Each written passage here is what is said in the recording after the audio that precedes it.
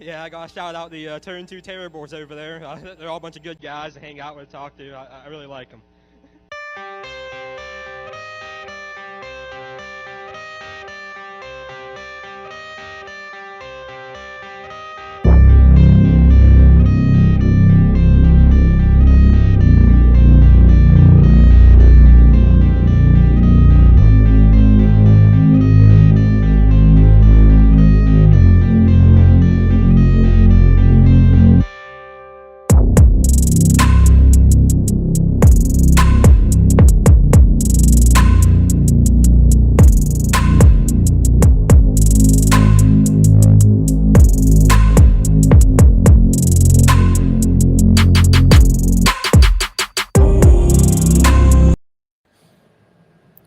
What's going on out there? This is the Turn Two Terribles here. I'm Jimmy. We got Josh Aaron and Chris Lynn got a lot more handsome this week. We got Jeremy Zarfos over here stepping on in. Uh, Going on, boys? How's Thank it you for going? jumping in. No problem. It's going pretty good. I thought for a minute it used to be hard to do with Chris out, but it's not. This is easy. I mean, he makes it look difficult. So Appreciate y'all. We already got some people watching. Thanks, you guys. We're multi-streaming here on YouTube, Facebook, Twitch, and if you're not watching live, we will also have it up on Spotify later in the week. And we will also have a guest later on in our Dump It or Drink It segment. We'll have somebody else in there later. We'll talk about it then. FDS is right. don't So speak it 3 times; it'll show up. You know. yeah, I don't want to do that. I don't want to do that yet. So we got a lot to talk about this week. We got NASCAR at Michigan. We have a lot of dirt stuff, to catch up on, and also a Knoxville Nationals preview. We got a lot of silly season stuff in NASCAR. We got stuff to talk about with iRacing. And so let's get right into it. Let's get into NASCAR at Michigan. We won't talk about Xfinity too much. There wasn't really anything too interesting there, mainly because the Cup race was so exciting. What do you guys think? Josh, let's start with you. Yeah, I thought it was a great race. Like I said, it's probably the best race at Michigan in 10 years. Packed crowd. I think it's completely sold out infield. Looked like the track was mostly sold out. I don't know if they, it kind of went away at the Cup Series, but I don't know if it was so much the car or the traction compound. But I mean, there was 3 lanes. I mean, racing, and it was racy the entire time. So that was a hell of a race. Yeah, I agree. Jeremy, what do you think? I mean, it was entertaining for sure. It's probably one of the most laps I've watched in one race at like one time all year. I'm a Harvick fan, so like there was a lot riding there. I think he's good there. So there was a lot to kind of pay attention to, and I could tell early on he had a pretty good car, but it was unpredictable. I mean, the way the cautions fell when guys were pitting, and tires fell off, but it wasn't a lot, but it was enough where momentum and it just made it super interesting the way it was going. And got to credit Ross Chastain and some bonehead moves for yellows at the right time. It worked out for Harvick, right? So, I mean, I'm a big Chastain fan, and it grew even bigger this week. So, Harvick stayed on the lead lap, and that yellow came out at the right time for him to have track position. And honestly, if Bubba was controlling that restart, I think we're talking a different story. I agree. First of all, before we keep going, we called that Big City Slams would be in the chat at least 15 times because Chris is watching, from a remote location somewhere in the woods somewhere in the chat, as well as Alex Robinson. We got a couple David Salter in there. We got a bunch in there. So my buddy KR chimed in a little bit talking about Sunshine and his semi-predatory ways. Spicy. Jimmy, I'm interested. What did you think about the race? I thought it was great. I think it was definitely one of the best Michigan races in a long time. I was glued to it the entire race from drop of the green flag. I thought the racing was great. What Michigan was this past weekend is what I wish super speedway racing actually was, where draft is important. You have so many different lines that you can take, a lot of different strategies, but you're not like bumper to bumper throughout the entire field. But either way, I think it was pretty good. The strategies really came into play. I thought the traction compound helped work. I guess there wasn't too much tire fall off, but that was probably the only one thing. I wish there was maybe a little bit more tire fall off that made it a little bit more important. But either way, it was a great race. I can't complain. Yeah, I think looking at that place, I didn't have high hopes with the repave, and it's still kind of fresh pavement. It's been narrow, the racing line. That was as good as you could ever get out of a track that didn't have a ton of lanes. Like guys that could definitely stick their nose, above or below someone in the corner, but it wasn't wide per se. Like it wouldn't have a top and a bottom. It was sort of all middle. Half lane there, and it was momentum. Two cars get side by side. The car behind them just rolled up to them, and that was huge.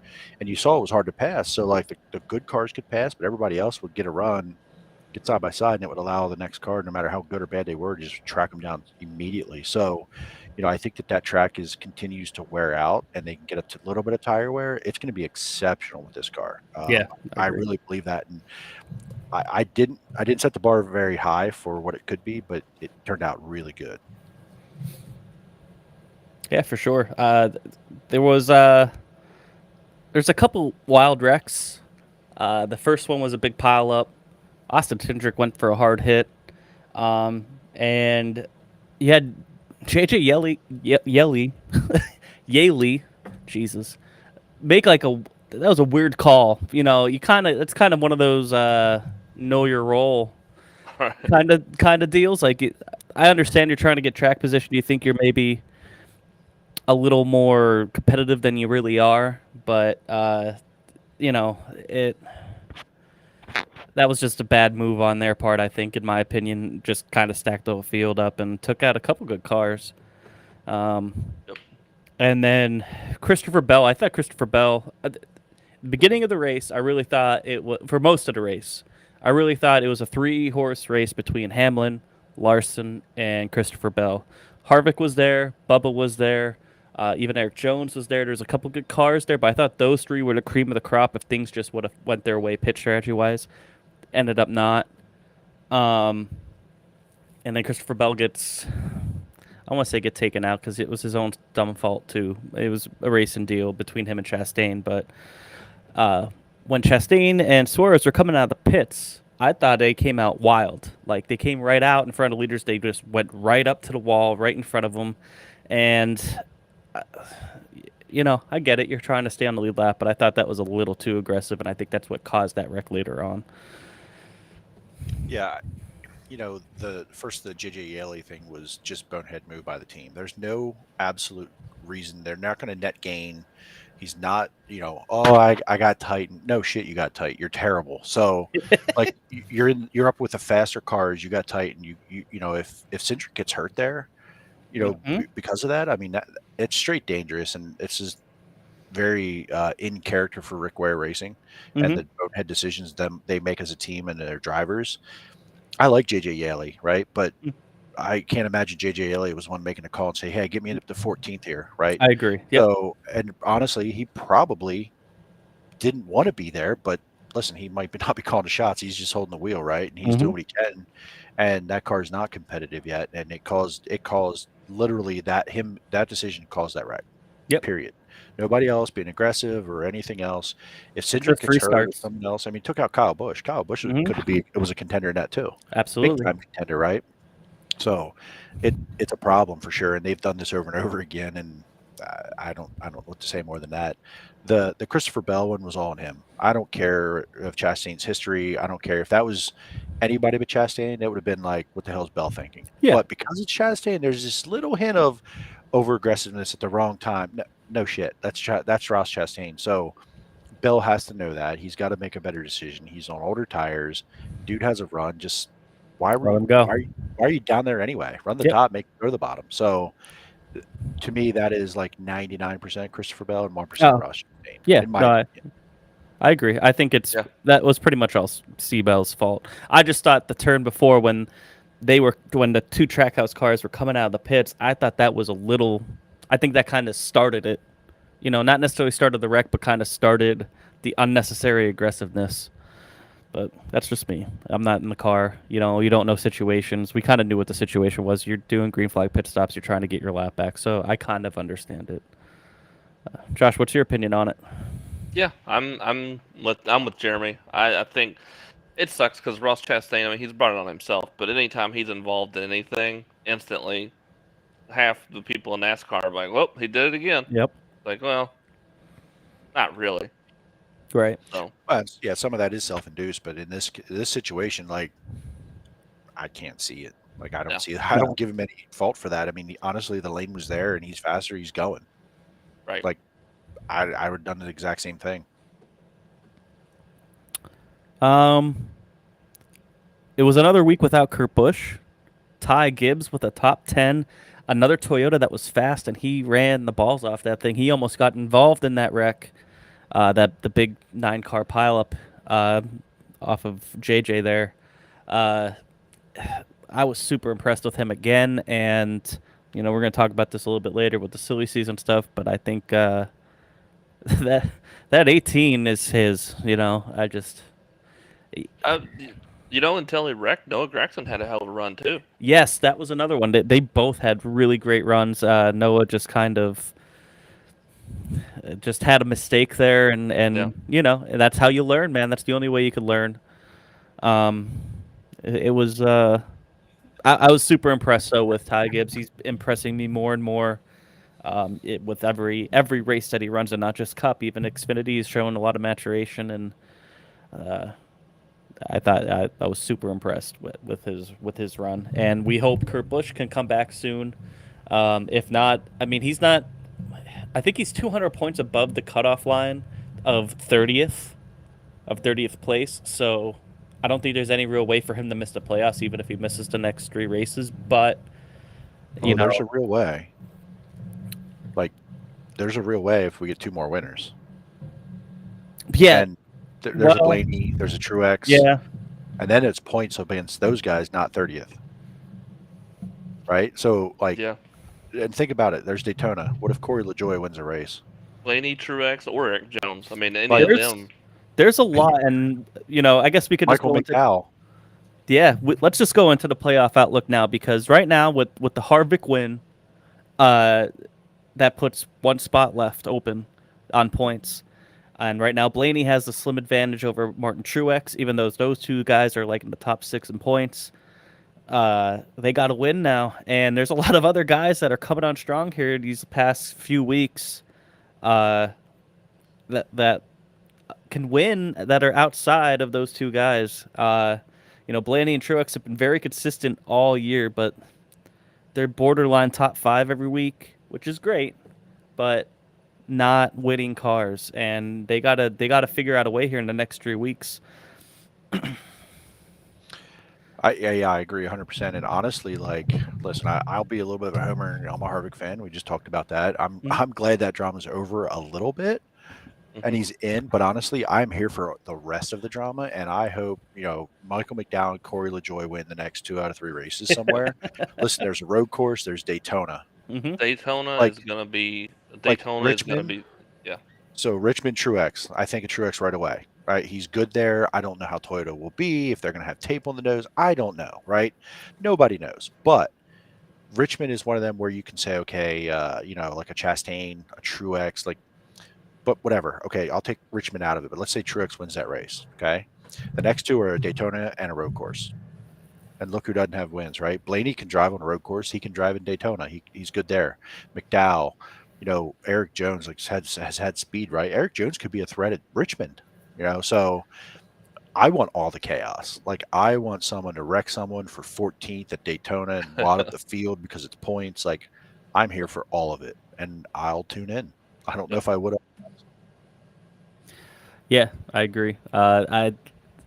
There's like 5 or 6 guys that are really coming on strong that are outside of the playoffs right now that could win outside of Truex and Blaney. You mentioned a couple of them. Eric Jones, Michael McDowell. Corey LaJoie could probably sneak into one. Bubba Wallace, 4 straight top 10s, three of them top 5s. There's a couple guys out there. you can't count out guys like Keselowski at Daytona. I was about to say you can't ever Keselowski and count. Butcher at Daytona. Stenhouse. Stenhouse. Like, Yeah, that's a wild card. Daytona is going to be Daytona is the real wild card. Like you Yep. got the road course, you think of the road course, it could be a wild card depending on pit strategy or yellow, but like Mhm. you got to think of the normals that have already won, right? Your Elliott's, Briscoe, Reddick, those guys that are Cindric. Cindric has a win, so Mhm. road course he's good there. But like Daytona, man, it's going to be insanity. Straight like Bubba Wallace, like Chris just said it. Actually, Bubba Wallace, right? Mhm. He's trash at a road course. Facts. But he can race. He can run Richmond. He can race. He can plate race. I'm just saying, man. Like I'm here for all of it. Yep. I can't wait to see what happens. This is, we have we've debated on this show, even with Chris, about the playoff system and all that. And I get it, but you want entertainment. This is what you got. I mean, this brings up the level of intensity on these last 3 races tenfold to what it would have been if it was just a regular, the regular 25th race out of 36th race. Yeah. You know what I mean? It just wouldn't have mattered as much, to be honest, and it's adding a lot of drama. So, whether you love it or hate it, you can't deny that you can't take your eyes off. It's like a car crash. You know what I mean?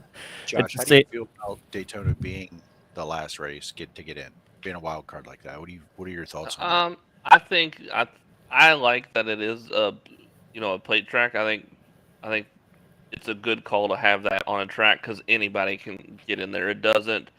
If it was Martinsville, Richmond, it takes the pool of people that are going to actually go win it and cuts it probably in half. So with looking at the schedule now and looking at the drivers in, NASCAR did a pretty good job. Yeah, I used to hate it, right? I used to hate it because it's like, man, if your driver is good, right, and they've had a rough season. So, again, I'll talk about Harvick here. He goes into Daytona and has to win that race. I hate it because there's so much out of your control, right? Lap 7, and JJ Yaley does what he does, and you're racing season now. Again, you had all season to get here, right? Yep. And this race was the best opportunity, but at the same time, if you needed, let's say you just needed points, like most this year's wins, right? This year we have 16 winners, 15 15. winners, right? Most years it doesn't get above 8, 9, 10, 11 winners, right? But if you're a guy who's trying to point their way in and you have to race Daytona and you get caught up in a Rick Ware mess or a Recky Stenhouse mess, like come on, man. Like to me, that takes a lot of the control out of destiny, control out of your hands. Mhm. But I've come around to like, this is going to be awesome. No matter what, like, Yep. I like it better than a Richmond per se, because like you said, and honestly, Richmond was trash in the spring. Mhm. Like that race was Let's awful. Let's hope for a 'Cause of better race this time shifting. around. Oh, please. Like that used to be such a fun race and racetrack. It was trash with these cars. So, like, let's just say that was the cutoff right now with these cars. They'd have 13 people watching, like Mhm. 0.0% drama. So, unless you get a Michael Waltrip, Clint Boyer, like stage the, fix the race kind of thing, calls a caution. So, man, I used to not be for it, but I'm all for Daytona being that final race. The way I look at Daytona being the final race is almost like how they have the play-in games in the NBA now. It's a wild card, man. It's like it's your last shot. If you didn't do it in the first 25 races, and you're gonna complain because you got wrecked in the 26th race. I mean, chances are maybe you shouldn't have been there. You know what I mean? The only thing I can make an argument for is someone like a Blaney or a Truex, where they're top 5 in points. They're there every week, but that's the brand of racing that NASCAR is now. You got to win, and to an extent, yeah, that's really what it is. Nobody gives a shit who finished 3rd or 4th or 5th. You know what I mean? Like, yeah, maybe in the grand scheme of things, you can have a consolation prize for your driver if he finishes that well, but you only care about wins. You know what I mean? I think to that too. I mean, I think all of these, a lot of people obviously have every race circled, but I think Michigan, a lot of teams had Michigan of like, we got to go win that race because everything else is open. I mean, you look at Bubba, Harvick, Blaney, Truex, I Truex. think, Truex was 6th. Eric Jones was 8th. Bowman was 9th. I mean, there's a scenario where Bowman might not be in the playoffs. I mean, Yep. everybody had Michigan circled, and everybody brought their best to Michigan, and they were taking some big swings trying to get whatever they could, because nobody wants to go to Daytona and have to, win there to get in the playoffs. Yeah, for sure. I agree completely. KR, the comments are great tonight. I appreciate the interaction. I love it, man. It's weird being on this side of it, reading them versus writing them, trying to get you guys to crack up. Very different scenario here. I totally lost what Josh was saying. FDK. It's gone. Yeah. FCL, FKR, but ultimately it's FDS at the end of the day. FDS at the end of the day, for sure. All right, so let's look at it this way. We got first Blaney versus Truex. Who do we think has a better shot at making the playoffs right now? I think Truex does right now. I think those Toyotas I think they're strong. I think Jeremy already said it. You got Richmond coming up. I think it's Truex out of those two. Blaney has done really well this year at like pointing his way to this point. Just can't finish a race. Mm-hmm. I could just as easily see Truex winning Richmond and Blaney winning Daytona. Then what? So like, I mean, if they both win, they're both good, because then it's the other guys that they got to worry about that are lower in the points. Correct, right? So like, who is that then? They're like Cindric. I think it's Cindric. Right, Cindric or Bowman. Cindric or Bowman, I think. Yeah. Yeah. Yeah. I think I like Truex, just experience and consistency lately and speed lately. Toyota's just been faster. Ford's was good at Michigan there, like Harvick was, but Joey wasn't great. Joey just, track position was there, but Toyota lately has been fast. The Glen is a little bit of a wild card, kind of, like I said, but like there's the good guys that I would think that already have wins. So I just like Truex, I think. And I'd say, I mean, he still finished very good. He still finished top 5 here, but it seems like Blaney's had 4 or 5 races in a row where he starts off really strong, and they never get his car figured out. And he's, at the middle of that run, he was so loose he couldn't even drive it because they were just adjusting on it and cranking on it and cranking on it. And it's like every race he's doing that. That whole Penske camp has been like that, because even Logano, there's times where Logano's back in 20th for a good chunk of the race, and all of a sudden at the end, what the hell is he doing up here? Yeah. He's been like that. That whole Penske camp has been up there. They just haven't. It's more with strategy, I feel like, with them, that they've been having to play a different strategy all the time to try to get up there. And, you got good drivers and not terrible cars, obviously. They have good cars, but they just don't have the speed that JGR has. I don't even know if they have the speed that Hendrick has right now. Definitely don't have the speed what Trackhouse has. So you got to look at Penske and SHR, the Ford teams, and generally this season there has been a lot of speed, minus Daytona, the first race of the year. They had all kinds of speed at Daytona.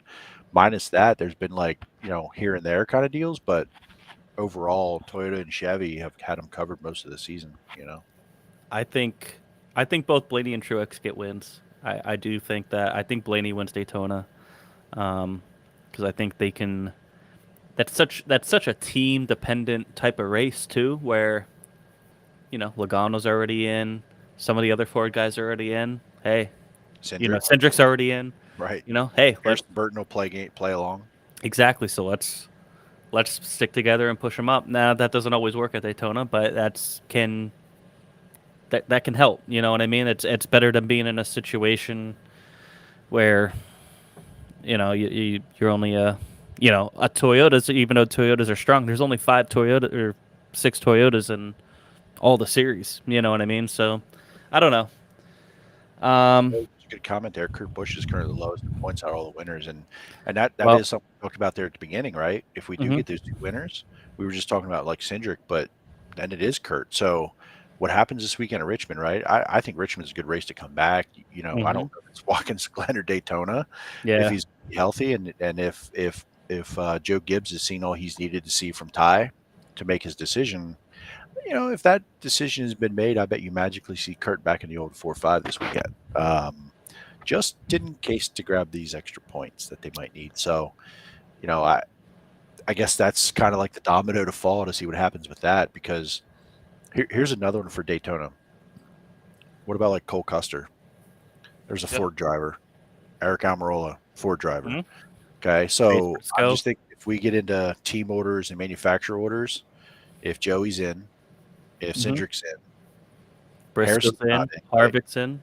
Harvick's in. There's a lot of Fords in, and those Fords can team up as a manufacturer group, not even team.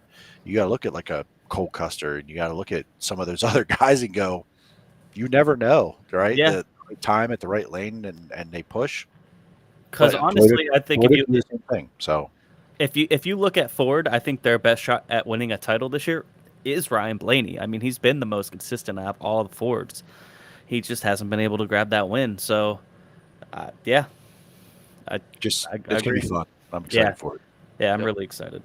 Let's get into silly season a little bit because there's been some, talking about Kurt Busch, Ty Gibbs running strong for a third straight week in that 45. There's been some rumors going around, big one going around, and Petty GMS is making an announcement tomorrow, which I think we're all assuming is going to be Noah Gragson to the 42. I don't see anybody else. It might just be an NFT. Could be an NFP. Yeah, I I don't thought. want Stewart to truth them on that.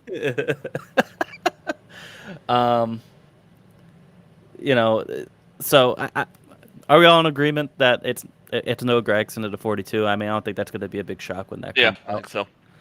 So that leaves Kyle Busch. And I was saying it during the race.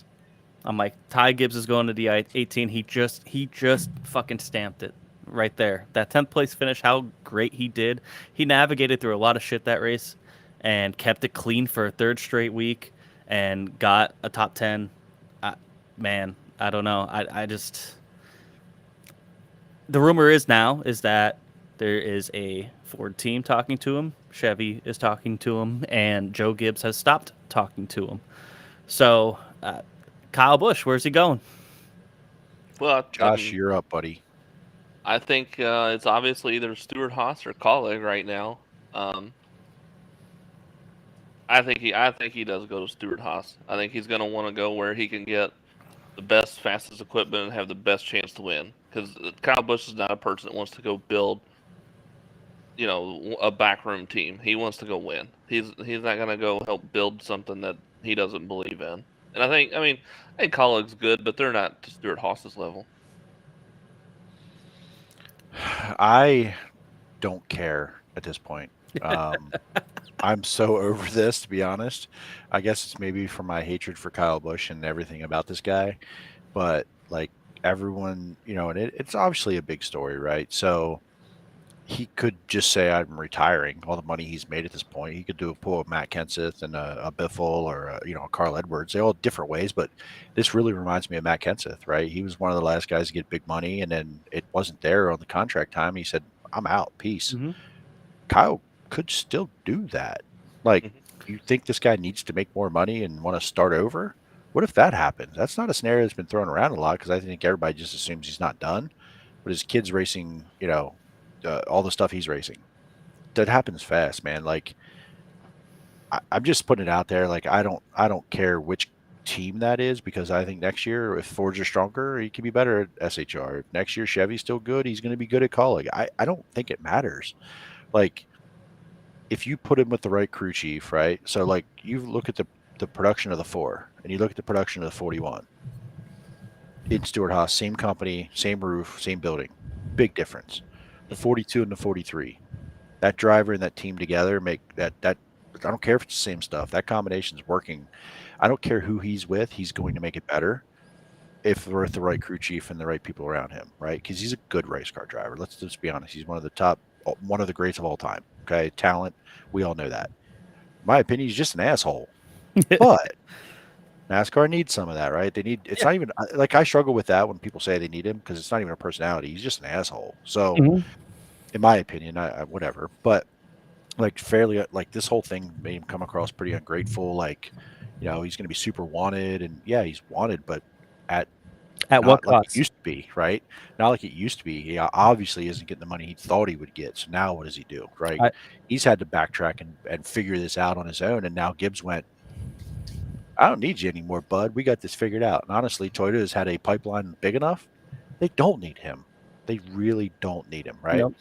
So, and you know, and I think like Ty, I was looking at this earlier.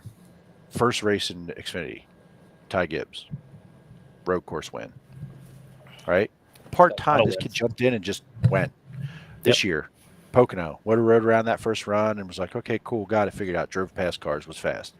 Yeah, it's a good car, but the kid has absolute natural talent. And never sat in the car. He went to the simulator a couple hours Right. before, you know? Like was in North Carolina, didn't he put on Kurt's suit and it didn't fit. Like Mhm. they weren't prepared for this, right? So goes out this week and runs a top 10 against guys who've been doing this all season. Okay, at Michigan. Good car or not, like so I look at it this way. The top 10 solidified him going to Cup next year. I agree. I agree. I don't think it was ever going to be in the plans if Kurt doesn't get hurt. Mhm. Kyle's negotiations go differently. Yep. I don't think he agree. drives a Cup car this year. I I think they're going to have him back in Xfinity next year, one more year, grow up, you know, some of these things, right? He's not immature, but he's immature. So Mhm. that race yesterday, I think solidified it. He can just get in anything and go. And there's been differing ideas. Like right now, there's no like that extra experience in Xfinity is only going to mature him a little, not make him a better race car driver. The kid has absolute natural God-given ability in a race car. Right now, there's nothing to be gained by letting him sit and let these other guys get another year experience in this new car. Over top, right? So I think that just changed this whole dynamic where Joe Gibbs went, okay, see ya. We've had the headache long enough, right? So I've even gone back and forth on this. The kid can drive. The kid's still going to struggle some next year. There's going to be tracks. There's going to be moments. But there's a lot of experience around him. There's a lot of help around him. They're going to have good equipment. I don't know where I don't know where Kyle Busch goes. And frankly, Colleague, SHR, I don't care. I think his career's on the other side of it. I don't see him. For one, I don't see him being a championship contender again in his career. I think he'll be strong. He could be a playoff driver. I don't see him being a championship driver. I think this car has changed too much, and everybody's too equal, and I just don't see it. I mean, unless whatever car he goes to has some type of crazy advantage like Trackhouse has right now or something like that. But I don't see this car having... There's going to be a lot of swings, I think, between teams with this car for a while because it's so hard to change anything with it. Yep. Something that Dakota and Smeal both brought up was about Kyle Busch's truck team, and I think that does have a factor in there with Toyota. But like Smeal had said, there's so many Toyotas in the truck series that Toyota doesn't necessarily need Kyle Busch Motorsports. They could say, "Hey, Christopher Bell, you wanna run a truck team?" You know what I mean? Like, right? Who knows what type of people, what kind of money some of these drivers are willing to put back in. But I think that is a factor. I do think Kyle Busch might, if he really wants to keep the truck series team going, he's going to have to find a manufacturer that'll partner up with them. Because obviously, if he runs for Ford or Chevy, he's not going to run Toyotas in his truck team. Josh, do you think part of the negotiations, though, is that he doesn't have to change it to a different manufacturer for the team he owns? I think that the big sticking point is that truck team. I think he probably had to go find a NASCAR team that was willing to invest in him more than just his driving skills. And I think that's why Stewart-Haas makes a lot of sense. They're going to have to invest into that relationship with them on the truck side. You know, I'm struggling with that's a hard one for me because a lot of the owners talk about the truck model being broken, right? No, you're coming, okay, so Kyle's not going to get the money he wants, but he'll go sign with someone. But then that team then has to invest in a truck series. They don't want to right now. Like, there's not a lot of people looking to go, ooh, well, let's do a truck team. That sounds like a good investment. Right. That model is broken because of sponsorship. So to switch over a manufacturer, to have that pick up, like, I struggle with that idea that it's not just switch a nose on a truck and call it a Ford or a Chevy. So, man, I don't know. Like that's the one that really like. I think it's a Keselowski situation. I think Keselowski shuts it down, and then now he's part owner of a Cup team. I see something similar with Kyle Busch. I say, all right, he shuts down that truck team. Doesn't mean the truck team necessarily goes away. I just think it changes ownership or, changes hands somehow.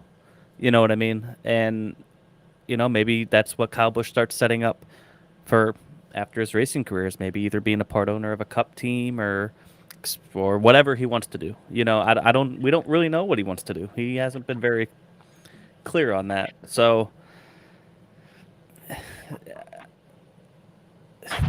the whole thing with him is, and I find it strange, Truex is good, but I find it really strange that Truex is the one re-signed and not Kyle Busch. And you want to know why? Sponsorship. Kyle Busch has no sponsors. Routing Energy ain't supporting anything in NASCAR more than a couple races. You know what I mean? It's not going to support a whole season for a truck team even. You know what I mean? Like, it's very small right now what he's trying to build there, and shouts out to him for trying to do that. I'm not slamming that at all. I'm just saying it's not making the money that is going to support any kind of NASCAR team, including himself. It's not going to, and if you don't have any sponsorship backing to take with you anywhere, your options become limited. It has to be a team that could stand on their own 2 feet. That's Stewart-Haas, but Colleague could also too, because they have a lot of in-house sponsors that they have a revolving door in their 16 car. So I think it's between those two on where he goes next year.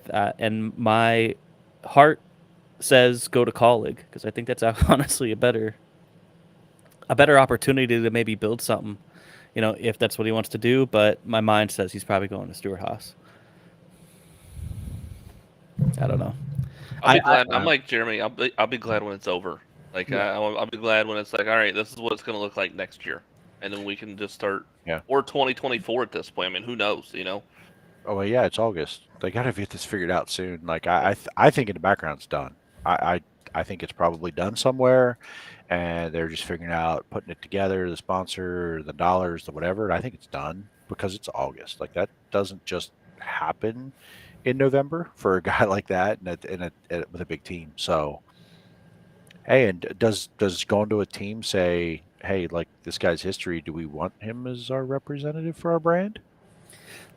He brings a lot of baggage with him, man. I mean, so, not only is he not bringing like any funding with him necessarily, he's also bringing a lot of baggage that, Joe Gibbs might be saying, man, we are sick and tired of working with you, man. Like, we are looking for an out, and this is it. It's becoming more and more clear that it's time to get out of that relationship.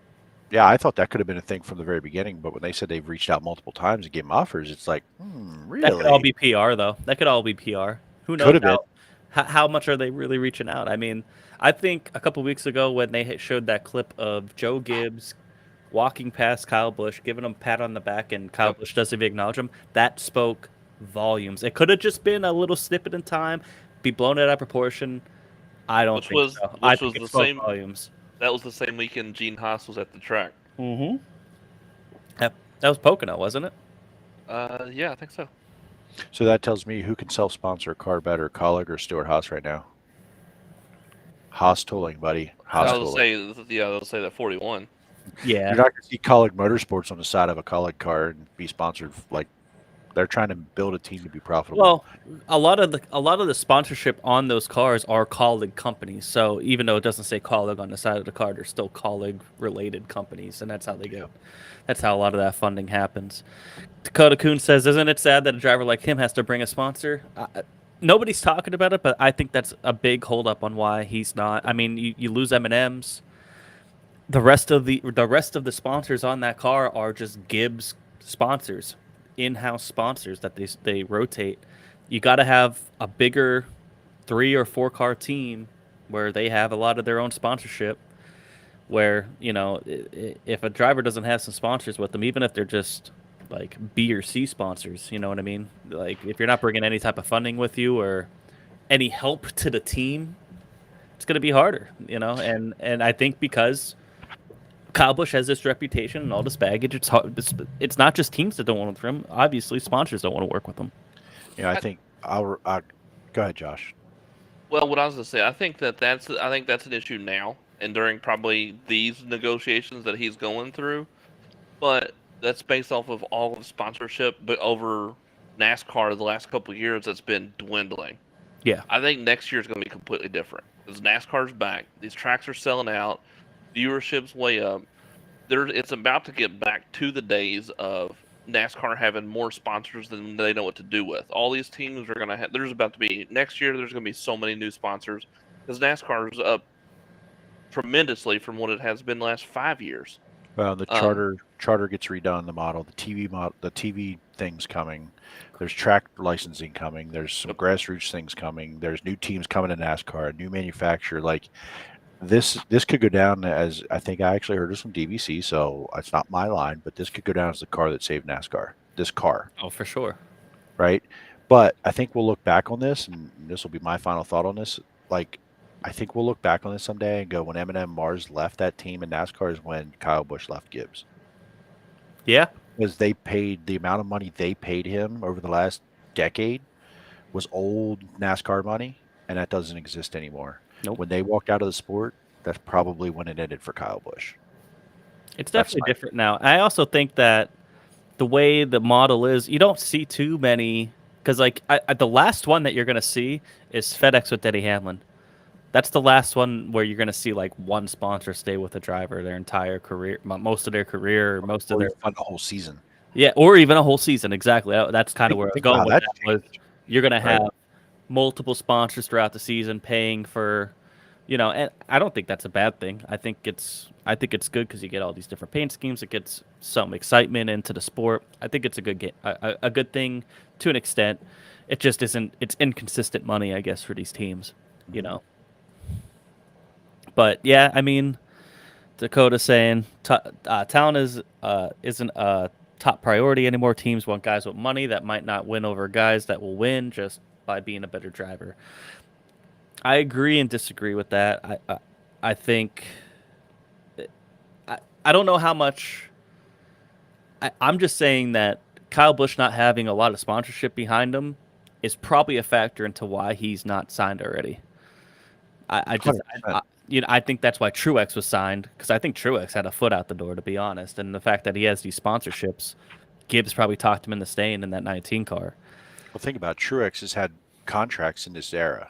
He knows what he's making. He knows what his market value is. Kyle Busch he's not dumb to know what the market value is, but it's not what it was when he signed this deal with Gibbs to get into this. Truex is 1 year, 2 year, like he's bounced around and found a home at Gibbs and said, okay, for one more year and $5 million, I'll do another year for you. Here's the plan, right? We have you sponsored. Come in and drive our car. Kyle Busch is saying, well, I'll go see what my market value is. And he went, oh, shit. There is no market. What? What? You're going to pay me that to go drive your car? Mm-hmm. Wait, Joe Gibbs, how much? What? Like, it's like he wasn't paying attention, living under a rock for the last decade of what changed. So, like Truex, it might have been an easy thing where one more year, you keep the seat warm for Ty. That was probably the plan, right? Truex has one more year, comes back and resigns for a year. 2024, Ty takes that car. Or they switch numbers around, whatever. Mm-hmm. Think about that 6 months ago, 8 months ago when he resigned for a year. What do you think the plan was then? I would bet you that was a seat for Ty Gibbs in 24. Yep. Right?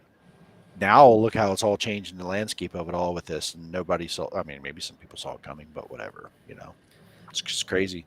I think it's more of a Kyle Busch problem here specifically because he's at the tail end of his prime, and he is not really a marketable person because he is such an asshole. So I think that's what played. I think if he was a talented driver that just kept his mouth shut, he would have no problem finding sponsorship or finding backing or finding a ride or staying with Joe Gibbs. I just think he has so much baggage throughout his career. Kurt Busch has been able to last this long because he has a complete transformation on his attitude. You know what I mean? And he's been totally different. Kyle Busch has never had that. Like we appreciate him because of what he does bring to NASCAR. He is that guy. He leans into it hard. But at the end of the day, it might end his career early. Sad and he enough. probably doesn't care about that either. Yeah, true. He probably doesn't. It's not going to break my heart, my guy. Like, And say Chris, he's- Chris said it in chat too, and it is kind of a messed up way to look at it. But I mean, Ty Gibbs is going to be a lot cheaper than Joe Gibbs' own grandson is going to be a lot cheaper than Kyle Busch. And he's also bringing the Monster sponsorship, which is pretty big. So he may be cheaper for Joe Gibbs to pay, but he's going to bring a sponsor that will be with him for the next 15 years. Monster will be able to replace M&M's. Mm-hmm. Very possible. You know what I mean? They'll be able to sponsor that. I mean, their sponsors the Xfinity program almost every race. And ironically enough, he joins in the only other Monster car in the Cup Series. You know what I mean? So it's just kind of wild. There's a lot of wild theories going on. I think we're all in agreement, though. Ty Gibbs is going at 18, and Kyle Busch is going somewhere else. We just don't know where yet. Right. What I hope they don't do, just to get back on it, is for the sponsorship side, I hope they stop changing this rotating sponsor. Like the Gibbs cars, they've had all 4 of them have driven a DeWalt car. It's the worst. I mean, you can't I'm surprised Hendrick hasn't done it yet. Truex in the Interstate Batteries car. I was like, what in the hell is this? I mean, I thought it was kind of cool. Like that's just different. Truex driving something green. I was like, that's kind of cool. It was confusing. Don't get me wrong, but I was like, but yeah, I don't disagree. And I know that they sell certain races, right? This race was sold to that driver for that sponsor, but we have Interstate that wants to be in this event. Well, slap it on that car. Like, it was probably as dumb as that. And they said, well, 5 sponsors and 4 cars. Oh, what do we do with this problem? Figure it out. So, yeah, Smeal says over here that Hendrick does it with the Valvoline cars. Yeah, I mean, but they don't sponsor like every race either. Like, you don't see Napa going to Kyle Larson or Ally going on Chase Elliott. You know what I mean? You kind of really don't. You don't see Exalta or Liberty University going any of the other cars. They do have some, but you kind of do see Hendrick kind of maybe progressing a little bit more into that business plan, I guess, if you want to call it, of rotating sponsors. Kind of like how NASCAR kind of, the Cup Series itself is kind of the blueprint for it. They don't have a title sponsor anymore. It used to be Winston Cup, and then it was Nextel Cup, and then it was Monster Energy Cup. Now they just have big associate sponsors. Hey, we're the Cup Series, and we got Coca-Cola, we got Xfinity, whatever. So I think that's what a lot of these teams are looking at. I don't think it's a bad idea. You know what I mean? It keeps it interesting, and I think it actually helps to an extent someone like a Kyle Busch who doesn't have a lot of sponsors. If a team's willing to take him on and foot that bill, it's all the better. I think that's better for drivers that have a lot of talent but maybe not a lot of backing. It's just those seats are smaller now. The amount of seats are smaller now, because there's only so many teams that can do it. But at the same time, even Trackhouse, that's a new team. They're bringing in all their own sponsorship, and they rotate them between the 2 cars. And same thing with Colleague. And so, I mean, I think that might help in the end. Give it a couple more years. That it might help these drivers that don't have sponsorship. Bring them in. I just think Kyle Busch is just such a, when we're talking about it, with Kyle Busch, he's just such a polarizing figure. With him not having any backing is probably hurting him trying to find a ride right now. All right. Big City Slams, boys. Big City Slams. Big City Slams. First smart thing I said all night. Fuck you, Chris. Big facts. Big City Slams, boys. All right. We're going to change it up, shifting gears. Ooh, I like that. Yeah. We're going to go photo of the week by our very own Jeremy Zarfos here. Look at that ugly ass car, that 48 FDS FDB. It looks like an astronaut on like a planet, like it's an alien staring at you. Like, is that the weirdest thing you've ever seen? This is a pretty wild picture. This is from the Go Breck Memorial at BAPS a few weeks ago. Jeremy snapped this photo right at the checkered flag. It looks like Danny Dietrich staring him right in his eyeballs, man. He did the no look win. My guy is staring right through my soul and knows how much shit I've talked on him over the last decade, and he's just staring at me, going, "Look at me win, bitch! Look at me!" And it's just like, like peering through my soul, dude. Next time I see him in the pits, I just walk away. Like I don't even want to get close to him. Be like, you didn't see me snap that picture, did you? Weirds me out, bro. Look at it. It's creepy. It is kind of creepy, but it's He's just looking right at you. badass that you got right at the line like that. That's pretty cool. I guess some shouts out to Danny Dietrich, whatever. It is a good photo. I'll give myself a little bit of credit. Good job, buddy. Yeah. Yeah, absolutely. I appreciate you guys. And we appreciate you letting us do the photo of the week every week. You bringing the fire to the stream here. My favorite ones are always the ones that you get. I don't know how you do it, but you can see like the heat coming out of the exhaust on. You can't see the flames or anything, but you see the heat, and I love those. That's crazy. I got a cool one. Actually, the one I went to Shellhammers one night with our buddy Alex Robinson, announcer of the week. Hey, Rob. I got a 270. It might have been 600 micro. 600 micro, like entering the corner, throwing it sideways, and it had like a flame, and you could see the heat signature behind the flame in the dark, reflecting off the light. Like, I don't know if I've ever seen one. Like, I was like, even I was like, that's pretty damn cool. Like, I even surprised myself. I didn't try it, like, but it was just neat to catch it, like, just to see what's going on. Those are fun when you spot something in a picture you took, and you're like, I didn't plan that, but that's pretty cool for sure. All right, so let's talk some dirt here. I'm going to start in PA. We had Freddie Raymer winning at Lincoln. You were there for that. There was still a good for the amount of big cars that were not racing or out of town here in PA. Still a lot of cars that showed up to both Lincoln and Port Royal. Port Royal, where Gerard McIntyre got a win. Big shouts out to him. Devin Borden was really strong, kind of took himself out, it sounded like. So, pretty good weekend still in PA here. Wait, did you say I was there? You were at Lincoln, weren't you? I was hiding on my couch, buddy. I had okay. So I posted a Gerard McIntyre picture on my page, and it was from, I don't know, a month ago that he won. And somebody, tagged me. I think it was Ryan Smith actually tagged, not the driver, the real Ryan Smith. Posse Ryan Smith. Posse Ryan Smith. That's the real Ryan Smith. Let's be real. Tagged me in a Facebook post looking if I had Victory Lane photos. I said, well, I wasn't there, man. He's like, oh, I saw your photo and thought it was. And I said, nope, I just trying to keep them all guessing where I'm at. I want some people looking out for me to see where I'm at and wondering what I'm up to. But I watched that. I watched both races, actually, and it was fun to be able to watch them at the same time and have signal, because if you're at Lincoln, you could launch a nuclear missile and nobody would know it because you can't get signal in that place. So, Chris was at Port, GMAC, like, he did a great job, man. Like, he did what he had to do. Like, he drives hard. He had the lead through lap traffic. Borden was faster than he was. Like, Borden ran him down. Borden was driving the shit out of it, but you can see what happened to Borden. He destroyed the car, got up in the wall, destroyed it.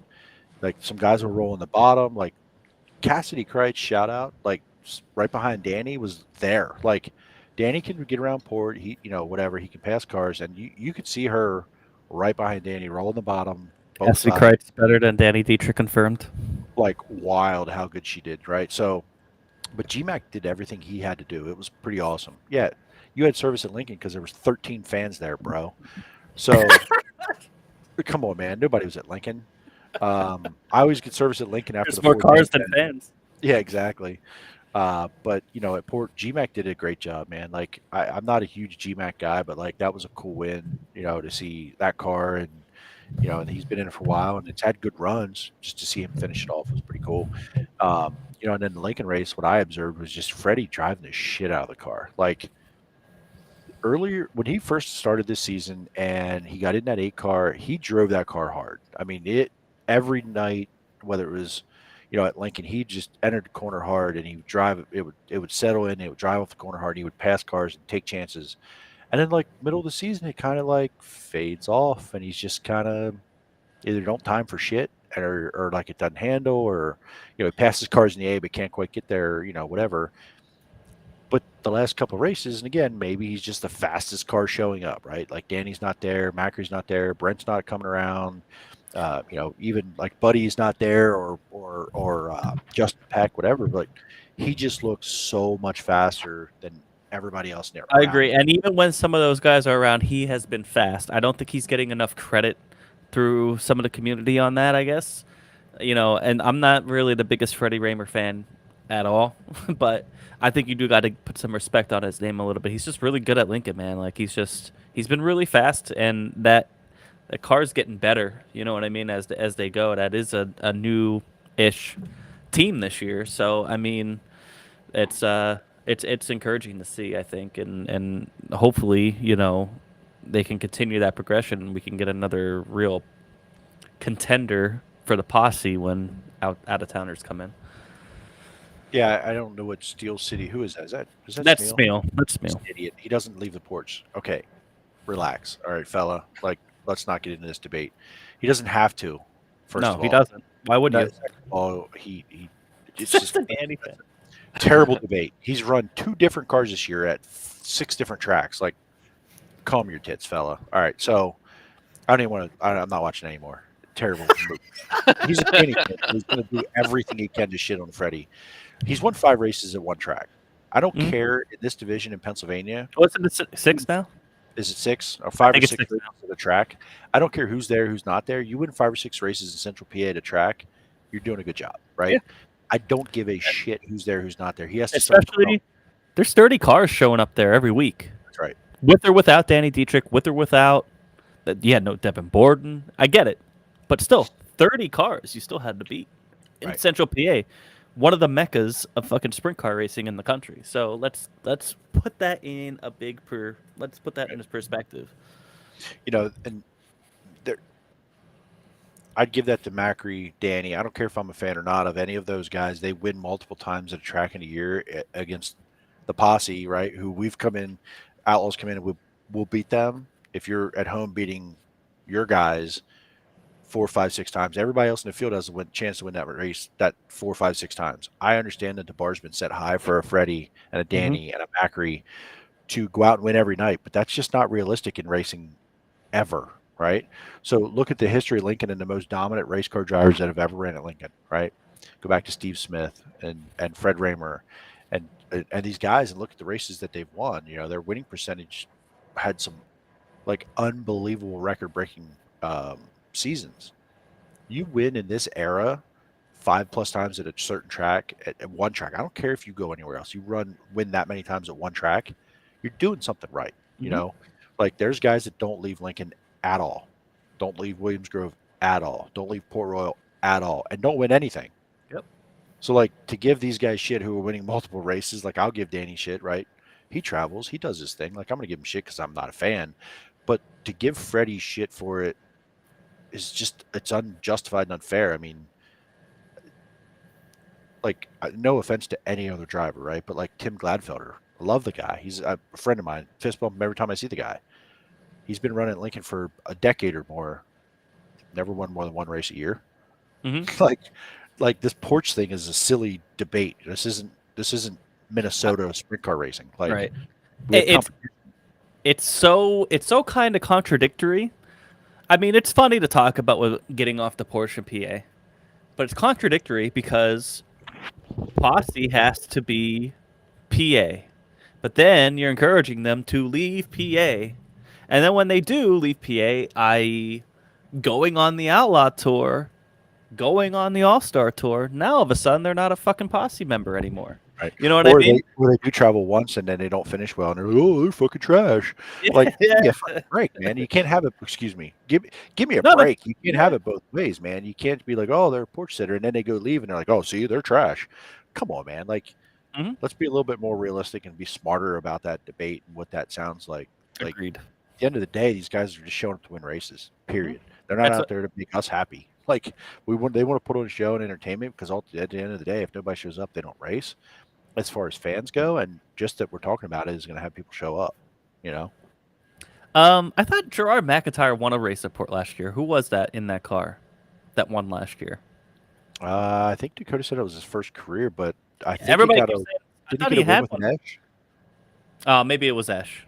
I think there was an Ash that got a win. I forget which one. I think it was in that car, but it was with an Ash. It was with Ash last year. So Jared?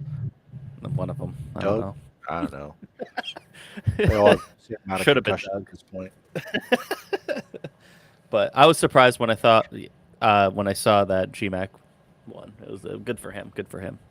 For sure. And there was decent cars up there, right? GMAC was in it last year, but didn't win. Who was the one that won last year? Was it, or maybe was the I don't know. There was somebody weird that won last year at Port. Yeah, somebody did. I can't remember who. They ran a lot of races. I thought it Somebody was. won a I race. thought it was the 33 car. Well, did Mike Walter win one? I doubt that. I mean, not No. that he's slow, but I don't know. It'll come to me. I'll have to look it up. fair enough. Anyway. Anywho, well, let's go into the World of Outlaws, where Brad Sweet won the Ironman 55. Or no. Carson Macedo won it. Brad Sweet got it stolen away, just like that. That was the first night, wasn't it? Or was that the last night? That was Wasn't that Friday night? Oh, fuck me. Didn't Sweet win it Saturday night, the 55? I thought so. It was Macedo the made that prelim. one. The prelim night was The Macedo win. Macedo winning. My bad. Yeah, Sweet won the Sweet should have probably swept both, but well, yeah, I mean that's lap traffic, and that's just guessing and having an advantage of second place, and he shot his shot. Right, Macedo went in there and said, "Here we go." Shot his shot and won it. So that was pretty cool to see the way it ended. And honestly, I didn't watch a lap of the 55, but to see Brad win, it doesn't overly surprise me. He's good there. That's an elbows up track, and I don't know what's going on with that track this year. It's just like they thought they made it better, but it was just rutted up and bumpy and rough. They almost didn't have the races there that weekend because of all the rain. I mean, a lot of the surrounding area was flooded. It was pretty bad around there. So, it was Macedo the first night. Brad Sweet led pretty much the entire race, and then Brad Sweet pretty much dominated the Ironman. Sheldon didn't have a factor in any of those. I mean, that's such a Sheldon track. It is. I mean, he almost lapped the entire field last year in the I-55, or the Ironman 55.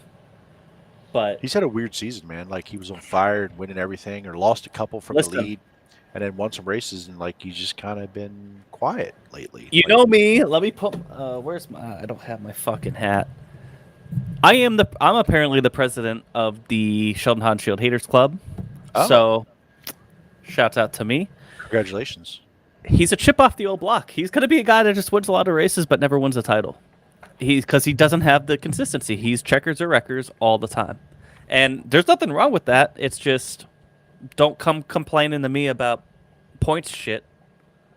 When he complained and threw his helmet out on the track a couple weeks ago. When, dude, you're just going to take yourself out of it anyway. You know what I mean? He's very exciting. He's very talented. But he's never going to be a guy to win a title. I'm stamping that one down right now. And there's nothing wrong with that. Do you think that'll define his career? I think so. I mean, in a Did way Jack that ever win an outlaw title? No, he did not. Did Jack ever win an all-star title? I'm honestly asking. I don't know that. Maybe answer. I don't know. He might have. My dude but did his career with being the wild child, right? Exactly. So I think it would be Jack, okay. Jack did not win an outlaw title. His best was 1995. He finished second place. Stats for you. Wow, where did that come from? Because I was looking it up. Because I'm like, I don't think Jack ever won one. So, and I looked it up, and his best was second place in 1995, I believe. It might have been 96, whatever. Right. We talk about sprint cars. I mean, I think he's the show a lot of nights, right? Like he is the show, and it's super entertaining to watch. As much as I don't love the guy, but when he's pulling into the pits because he has a blown right rear, I mean that's what you're gonna get when you run that way. So I don't feel any sympathy towards him. I think he's fun to watch. I just feel no sympathy. Man, what do you think about that, Josh? Hey, listen, I was here for the Hod and Shield last week. Oh, I might have missed this. Last week I went on a pretty hardcore rant about how I joined the fan club. I did not bring this up because I knew that. I promise I did my not know that. I did not bring that up because I was going to say he's probably still looking for his helmet. That's why he wasn't there this weekend. That's funny. But yeah, I mean, but shout out to Sean Hansfield. I still think he's a good dude. I met him a couple times, and he's always been very cordial, and he's a hell of a. Well, that's before you took the president's role of the Hater Club. He might not be cordial next time. He'll be looking at you when he drives around the track. He'll be the one He'll be shit out of you. He'll be In like, turn "Daddy, 2, bro. Turn 2 terribles. He's gonna be fucking, bugging me. he'll know exactly where to look for me at Port Royal if he wants to flip me off. It's okay. I'm just, me. It's more. I was a fan of Sheldon. Years ago, he was my favorite outlaw driver, and but it's still outlaw driver. But still, I think he has a lot of talent. I just don't see the progression in him where he's going to change, where he's just going to get Winner that to wear, consistency. baby. Ross Chastain it. Let's go. Right, and that's cool. I'm fine with it. Just, like father, like son. What do we think about Knoxville? So when do That's- things get started? Tomorrow night? Yes, things get started tomorrow night. So just to catch up a little bit, Schuhart won the Capitani Classic on Sunday. Him and Donnie Schatz had a good battle, and then Kyle Larson, Carson Macedo, and Anthony Macri had a hell of a battle in the top 3 at the Front Row Challenge in Oski last night. Those are kind of the 2 kickoff events for the Knoxville Nationals for the weekend. Yeah, Knoxville Nationals, man.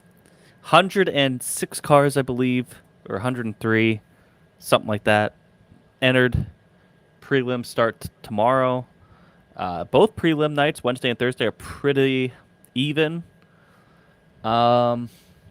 It's really hard to pick a favorite, but I mean, Is there a more important lap all season than your time trial lap on your qualifying night? no, that's the one that you gotta have right. Right? That's the one you gotta have right.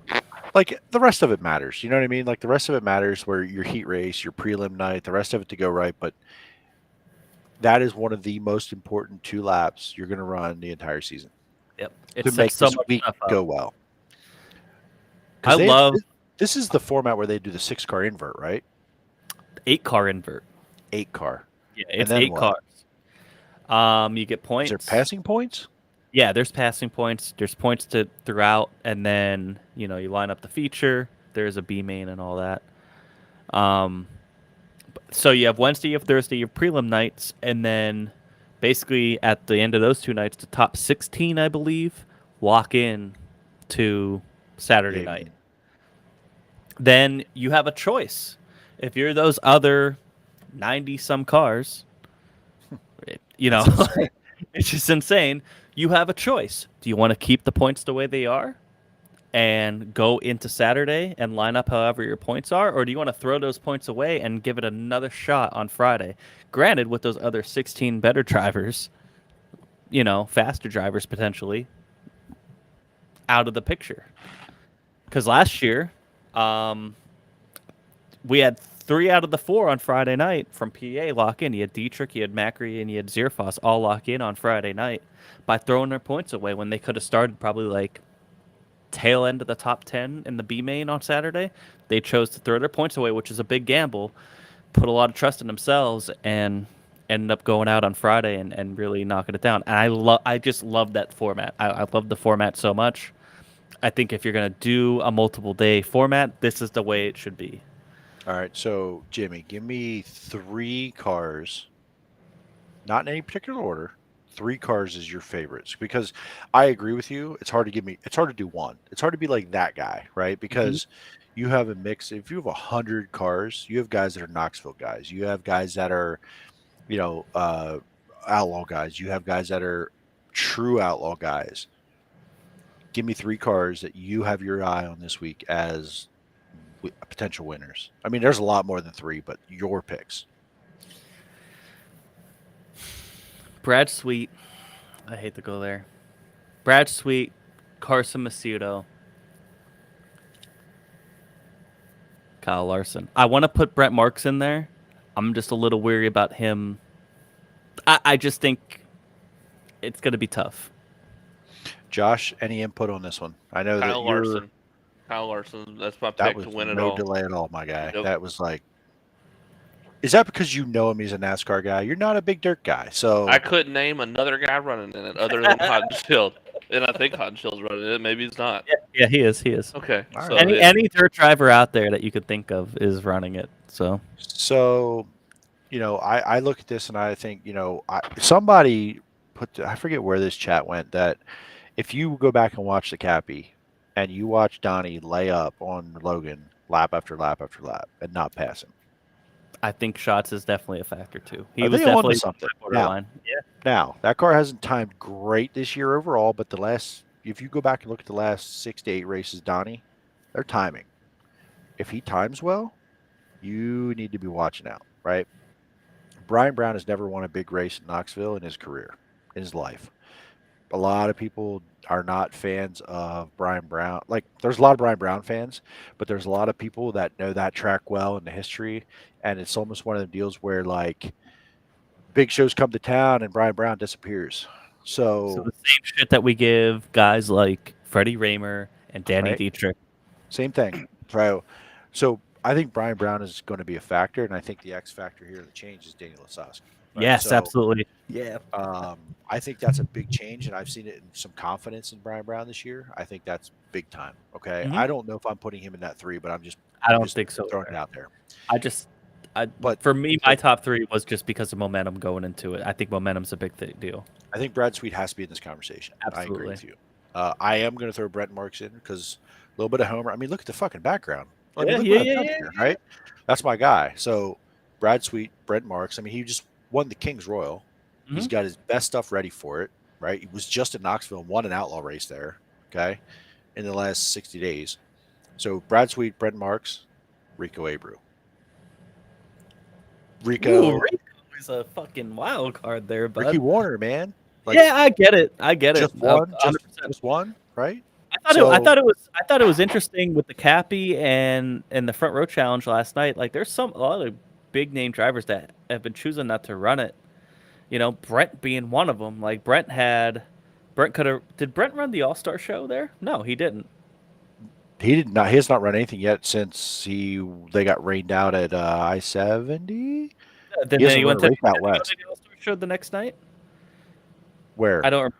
Because I think the All-Star show was. Oh yes, he did. He did run that race, and he moved forward, but that was 2 weeks ago, and he didn't run particularly great. So and it was against a stout field. Don't get me wrong, but it was still the All-Star field.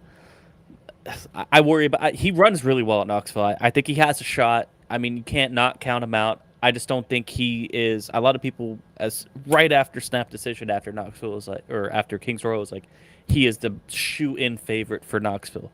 I think he's a favorite. Tough. Exactly. So he's honestly really good at Eldora. Knoxville has been a struggle over his whole career. Mm-hmm. He has improved the last 2 years at Knoxville tremendously. Up to that win this year was his first one in his career at Knoxville in any division, in any class, right? Big improvement. To put him in that favorites is aggressive. I think it's tough. I think he's a top 10 driver without a doubt. Put him there because of the time trial. He can time trial now this year because that car will race. Period. That car will race. If he time trials, he's got a legitimate shot. But a lot has to go right. You know what I mean? That's a long race. The lines move around. Right. So and long race, that's where you're talking about guys like Donnie Schatz, Brad Sweet. Yes. A lot of those guys. I mean, and again, you weren't wrong with Macedo. Like he's on fire right now. Listen, and Gravel is a quiet fringe guy who hasn't timed well this year, but is starting to figure that out. He knows how to get around Knoxville. So, like, Gravel, Shots, Macedo, Sweet, Logan Schuchart. Okay, Logan too. Jacob's been quiet the last 3-4 weeks a little bit. Logan finally got a win. Logan has been a lap car lately. Okay, let's just be honest here. He has been really off. Jacob had a great start to the season, been a little bit quiet, but it's going to be fun. And I'm throwing Rico in there because of Ricky Warner. He has confidence. Brian Brown because of confidence, and Daniel Lasowski. There's these guys that are good at these tracks who have some really good crew chiefs lately that are getting some big names as crew chiefs, and you can see their confidence when they drive, man. Like Rico's always been a guy, but just kind of like he just hovered around. But lately he's been aggressive, and that car's been good. The car's backing him up. Like I think was better than the car sometimes this year. Last year, I should say. This year, Rico's a different driver. So it's going to be fun for sure. I think Rico's definitely gearing up to go do something big next year. I think, obviously, with him pairing up with Ricky Warner, they're building something good there. Chris keeps talking. He's said it like 5 fucking times. Brownie, Marks, and Reitzel are his picks. Those aren't bad picks. I don't think Reitzel's been FAR. yeah, I mean, Aaron Reitzel's been very strong there. He won the 360 Nationals. He's been very strong at Knoxville all year. I just think when the big guns come out, he's going to be struggling to get in the top 10. That's just my opinion. Yeah, if he never won a race again, I'd be okay with it. That's fine. That's all I do gotta say. think. I do think. I mean, I said my top 3, but I definitely think my other 2 are definitely Donnie Schatz, and Brett Marks is right there. What do you think as far as other than Brian Brown, a Knoxville guy? Any of them that you'd throw in there? No, None. no. Me neither. Not for the Nationals. Maybe prelim nights and stuff. Sure. I don't see any of the Knoxville guys. I mean, I see them maybe running top. Being there. Being in top 10, top 5. I don't see any of the Knoxville guys necessarily being a threat to win it. I really think it's going to be all Outlaws and Brent. I think those are your shots right there. Yeah, I think who's not Brooke Tatnell. Why do I have the name wrong? Linton Jeffrey. Linton Jeffrey. Jeffrey Okay. times well every time he's out. He's a great time trialer, and that's a big deal for him making the feature. But he'll sink back. And I don't disagree. I think he can make waves. I see Smealroot Madsen there. Kerry Madsen's good at Knoxville. Kerry Madsen, the problem with him is he runs into other race cars and it wrecks better. them. So, Ian Madsen's in it's a lower end car. Dakota just wrote Henderson's a sleeper. Henderson is a sleeper for what? To make the feature? Yeah, but he's good at Knoxville. You don't know. Clean air. You're out there out front there. He knows how to get around the place. I think he could definitely make the feature. I don't think he's a threat to win. I don't disagree with you. I don't know that he's that guy, right? Yeah, the Nationals, I mean, year after year after year, there's a reason why. How many does Donnie have? I mean, he has like 8 or 9 or something like that. He has 6,432 of them. It comes. I hate to say it, but it comes down to an outlaw usually. I mean, it really does. And I think, but if it's ever going to be a year that it doesn't, it should be the year. I agree. Like a Brian Brown, a Brent Marks, a Rico Abreu, a Kerry Madsen. A lot of things got to go right. A lot of crazy shit's got to happen for that to happen. I think if it's just because it is 50 laps, I mean, there's so much. Those guys like Brad Sweet and Donnie Schatz and shit, even David Gravel and Carson Macedo. Those guys, they have a lot of experience with this. I mean, maybe not Carson Macedo as much, but they have an experienced crew usually around them, and they know what to do. So I just think it comes down to an outlaw at the end of the day, and I don't like it'll be fun.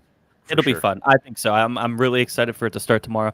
My bold prediction of the whole Nationals is that Brock Zarfos locks in on his prelim night. Oh, we got a Brock fan over here, Josh. I have a new pick too. That's another one. Tyler Gronendick. You know what? I have to go back and look at that one. Can I go back and scroll these? I guess I can. Yeah, hold on. That was KR, wasn't it? No, who said that? I've been looking. I've been doing my own research on the side. You said Tyler Gronendick? Yes. Yeah, I think KR Cole Newhoff.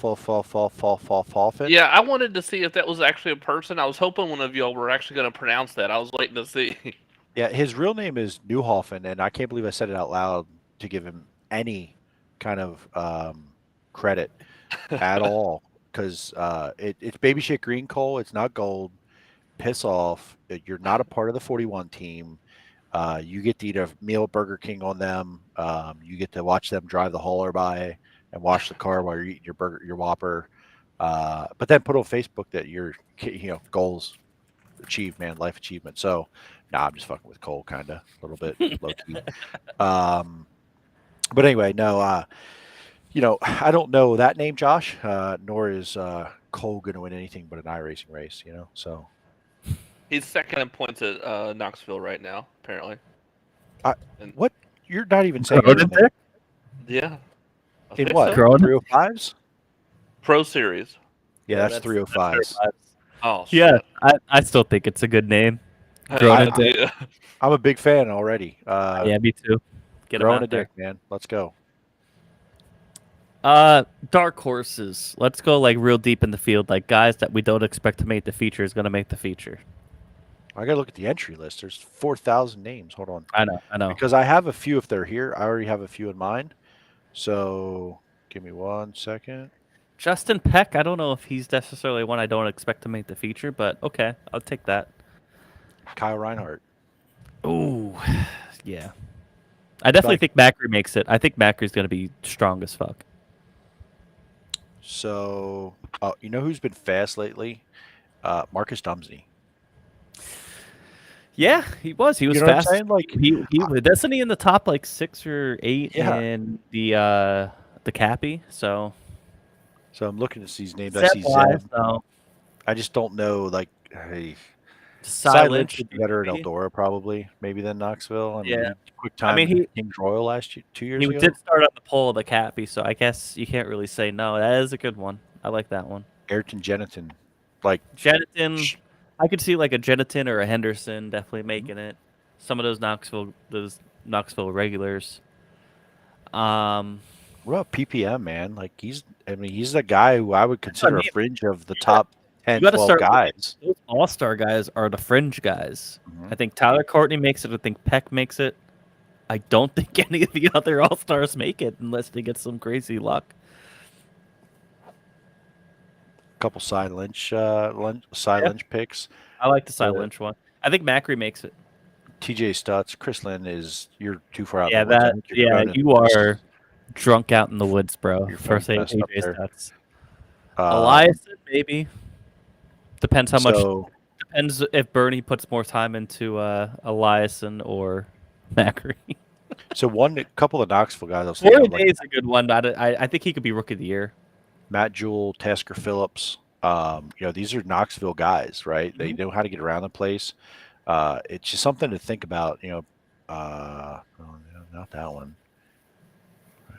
Thomas Kennedy. I don't know if he's one that I like. JJ Hickles. I've heard that name a lot here last week. A lot of JJ those guys Hickles. have been running there. They've been running pretty well there. Let's see who else here. Not Zach Hampton, FZH. Let's flip it. Go ahead. Outlaw guys that we think are going to miss the field. Besides the obvious. I mean, Craig Kinzer. Besides probably. the obvious. Besides the obvious. Bill Rose, Craig Kinzers. Jacob Allen. Whew, I could see that, to be honest. I could see Sheldon fucking himself. And I'm not trying to just lean into the Sheldon Hot Cheerleaders Club. But I do think Sheldon can miss. Didn't he miss the Kings Royal? Who? Sheldon. No, he was faster than Brent at the end. Oh, that's right. But he wrecked trying to get there, remember? He bounced it off the right rear, tore the rear end out of it.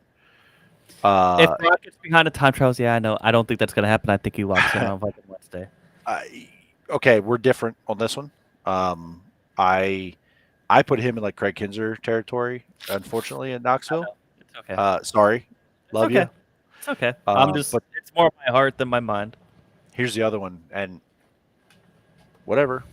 Aaron Reitzel gets caught up in some shit. Misses it? I could see that 100%. Right? Just as much as I could see him going quick time, running up front, being there. Like, how many times have you seen Reitzel this year pass cars from 12th? Not very often. James I don't know McFadden has. I give James McFadden a better shot of making this than Aaron Reitzel right now. I think Casey K misses it. I put him back there. I don't know if I put him in a guy who I would expect to and fringe miss it. Okay, I got you. I'm between McFadden and Reitzel here on like that fringe, like they should make it, but may not. Like my difference is that McFadden has passed the most cars in the series this year. Right. He isn't time trialing, but he can pass cars where Reitzel. But that's a problem though in this, so you got a time trial well. I don't disagree. But if he's 7th in the B. Well, he could pass people. Right? Like fast enough. But if Aaron Reitzel gets caught up in his prelim night in a wreck and he has to start 13th in a C with Tasker Phillips and Matt Jewell, and he has a fast guy to begin in front of the C, right? A Macri makes the pole of the C. So Basic just kind of throwing it out there, like That's the other Basin is a person. guy I thought of as a potential winner, actually, because I think that car is good there and he can drive. It really comes down to where his prelim night. Like, I fucking love nationals, man. This is it right here. This is the fucking cream of the crop of sprint car racing. It's just pretty cool. I can't wait. Yeah, I mean, everybody who's anybody is running this race, and anybody can make it. You know what I mean? There's no shoe-ins, any of that. I love it. I can't wait. And typically, this race is one where cream rises to the top, right? But you're going to have a guy lock in on a prelim night that you're like, didn't have that on my bingo card, you know? Did not put that name on my bingo card. Linton Jeffrey, that's a spot for someone who probably should make this race. There's always one or two of those guys that were like, who the fuck is this guy in here? You know what I mean? Like, how is he in here? Jimmy and Josh, I have to bring it up. There's comments. When is Smeal coming in so other people can tune out? There are people I know. We're trying to keep these viewers. They're waiting in the lobby, waiting for this appearance, like you would not believe. So we're gonna David Smeal join us. Let's have him join us right now, just for the tail end of this Knoxville. We don't know how this is gonna go, just so everybody knows. Everybody, when we say FDS, when we say fuck David Smeal, this is who we mean. This is who it is right here. Welcome, David Smeal, to the program. Everybody get your FDSs in, please, please. This is the bearded vampire that likes dominoes. Here he is. This is the bearded breadstick vampire. I don't know about that, but all right. Welcome, David Smeal, FDS. How about that, you boys? The Yellow Flag Award over here. So not as much as I used to. Apparently now I'm chasing checkered flags. Oh my god, that took 39 seconds. 39. You see what I did there? Before we get into what we're bringing you in here for, give us your top 3 favorites and give us your dark horse for Knoxville. Okay. Hurry up, I'm out of beer. Chop. Hey, that's what happens when you freaking we're getting towards the end of the program here.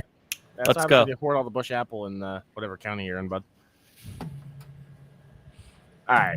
Give us your top 3, damn it. I'm getting there. Quit cutting me off. So, obviously, you got to go Donnie Schatz. 10-time Knoxville champion. They finally hit their groove now with that Ford engine. They've been up front. He looked pretty damn good chasing down Schumacher. Brownie. Okay. I think this is the year he finally pulls it out of his ass. I think this is the year he finally does it because he's coming. It's like a Dale Earnhardt Daytona thing. Probably. Like Hopefully 20 tries. Great American race. Hopefully it doesn't kill him the next year. A couple years after. I didn't know I could do this. And then my third is going to be Brett. Obviously, that team's on a roll. They're saving their equipment just like they did Eldora. So that's going to be my team to watch. What was the third one? Who was that? Brett. Okay. And then dark horse, I'm gonna go McFadden. I think McFadden, that precious bush apple. My wife is an absolute angel, daddy. By the way, Chris, David, you should feel so privileged right now that you made this show before Dakota Coon. He's so mad at you. Yeah, he's I so know. upset at the moment. Let's FDK, but hey. While FDS is on before me and I have legit cred, I hate this show. I'm out. I'm sorry. If you didn't fucking swerve all over the place tonight in Posse League, maybe I would bring you on. No, I'm kidding. Maybe I'm kidding. I'm kidding. On the car first. It sounded like a disaster behind me. I got to be honest. It was great. It was dangerous. It got pretty wild there for a little bit. All right, we got Smeal's top 3. Who's that one guy you think will miss it? That should make the race. Like we all go into it thinking, hey, this is a guy. Sheldon. Yeah, okay. I think Sheldon or Baston. I think those so are hit or miss. It's not funny. He's either it's a flat track. He likes the banking, likes the wall, right? That cushion's gonna mess him up, and he can't run the berm. We drive it hard, right? You could jump over quick, and then the dark horse, the one that nobody's thinking about. McFadden. I really think if that Roth car has the right setup, it's going to be up front. Especially if he gets a night where he doesn't have to deal with a gravel in time trials or even a sweet or a shots. That's a car that should be up front. We had a comment here by the Dirty Old Bastards. Shout out Chris Roberts, Mhm. a friend of the Posse League. Okay. Smeal doesn't chase A main checker flags in a DOB race. Go Outlaws. So, Oof, too bad I was set quick listen, time man, there. there's I a shot I just from the I just DOB found out. Outlaws. I just found this feature now, so don't. The pop up at the bottom. Yeah, the where I could bring up certain comments. I wish I would have known Ooh. that sooner.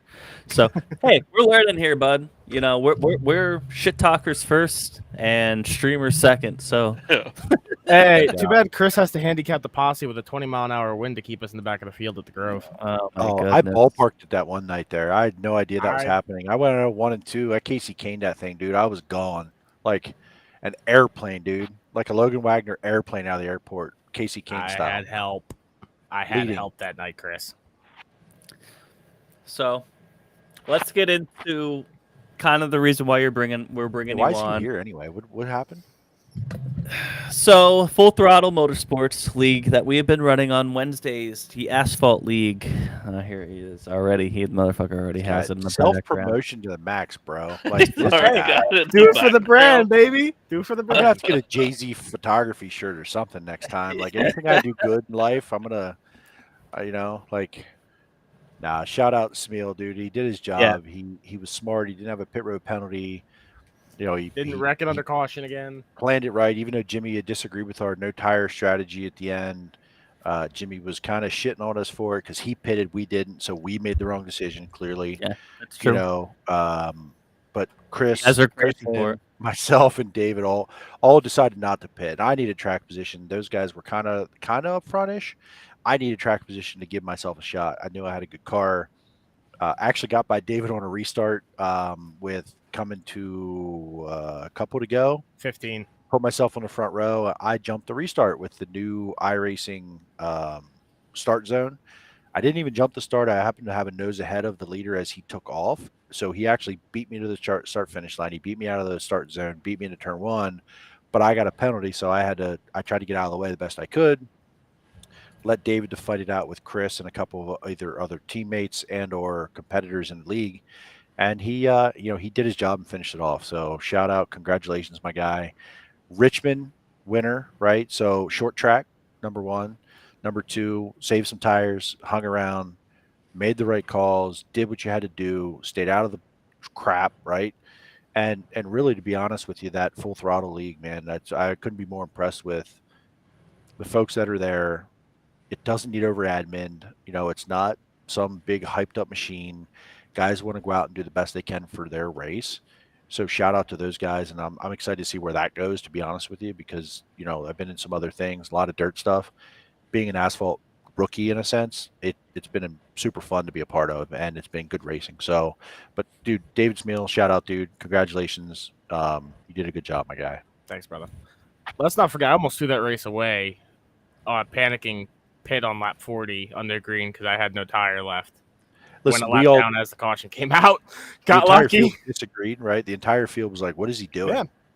Including your teammates. Well, I didn't tell anybody I was pitting either, so everybody goes, "You broke?" I'm like, "No, any It tires." was lap 40, so you had time, right? So if you speed there, though, right, you spin out, you hit the barrels going into the pits at Richmond, which are treacherous, to get down and get slowed down and get in there. You did under green flag with worn out tires. I don't know if lap 40 was going to kill you, right? Because we were going to have more cautions. I think we ended up with 10 throughout that race, so it could have been worse. Yeah, I think it was 10 because there was 3 green white checkers at the end there. So it was 2 green white and 1 right before it. Set you back, but that strategy with mixed strategies of pitting and not pitting because we needed 4 sets of tires really put you up to the front there, and you did a good job, man.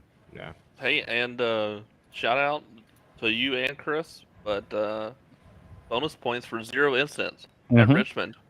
That's hard to do. I lucked out because you guys, I forget where you guys were at that night. I think it was there was a race, Port Royal. That's right. You guys were at Port Royal. I was the lone. I had Isley with me. Shout out to Tyler Isley. But I was the lone posse rep at Daytona, and it was me and the FTM guys for most of the race. And I made a very stupid mistake under caution. My wheel locked up. I went headfirst into the wall. I was running third at the time. I had a chance to win that race. And then last week at Kentucky, was running top 5. We got to that first pit stop. Sped on pit road on exit just because I was switching my black box around. Threw away a race. Ended up 17th. Put myself in a giant hole. So And I wasn't confident going into Richmond, and Jeremy knows this. I told him all week, I was like, I'm not going to do good this week. I'm just going to ride around, get my points, and move on to Vegas. And strategy worked out. Got around some teammates. It worked out. I gotta say, all of us working together. I mean, we all ran really, really well. We ran really strong, you know, and that put us all in a position. Really, I mean, at the end, I mean, even Josh and myself, we were right there in the top 10 with some late race restarts. Chris was leading it, you know, going into those green white checkers, and we had it dialed in pretty well, like Chris says right here. You know, it was. We had a good setup. We all worked well together, and looking forward to some good things here in Full Throttle League. It's been great racing throughout with everybody, and we got a really strong team, I think. It's You know, nice that to look practice, forward to it. those practices we had, I think were super important in a track like that.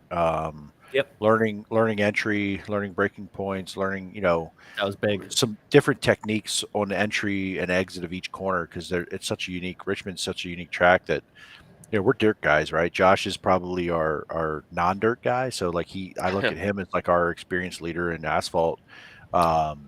You know, in a Shout out sense, to like Jay learning over here, helping with the setups and everything too, because he's Like- been huge with that. huge. And like I've followed him a lot that first year when we were with that other league.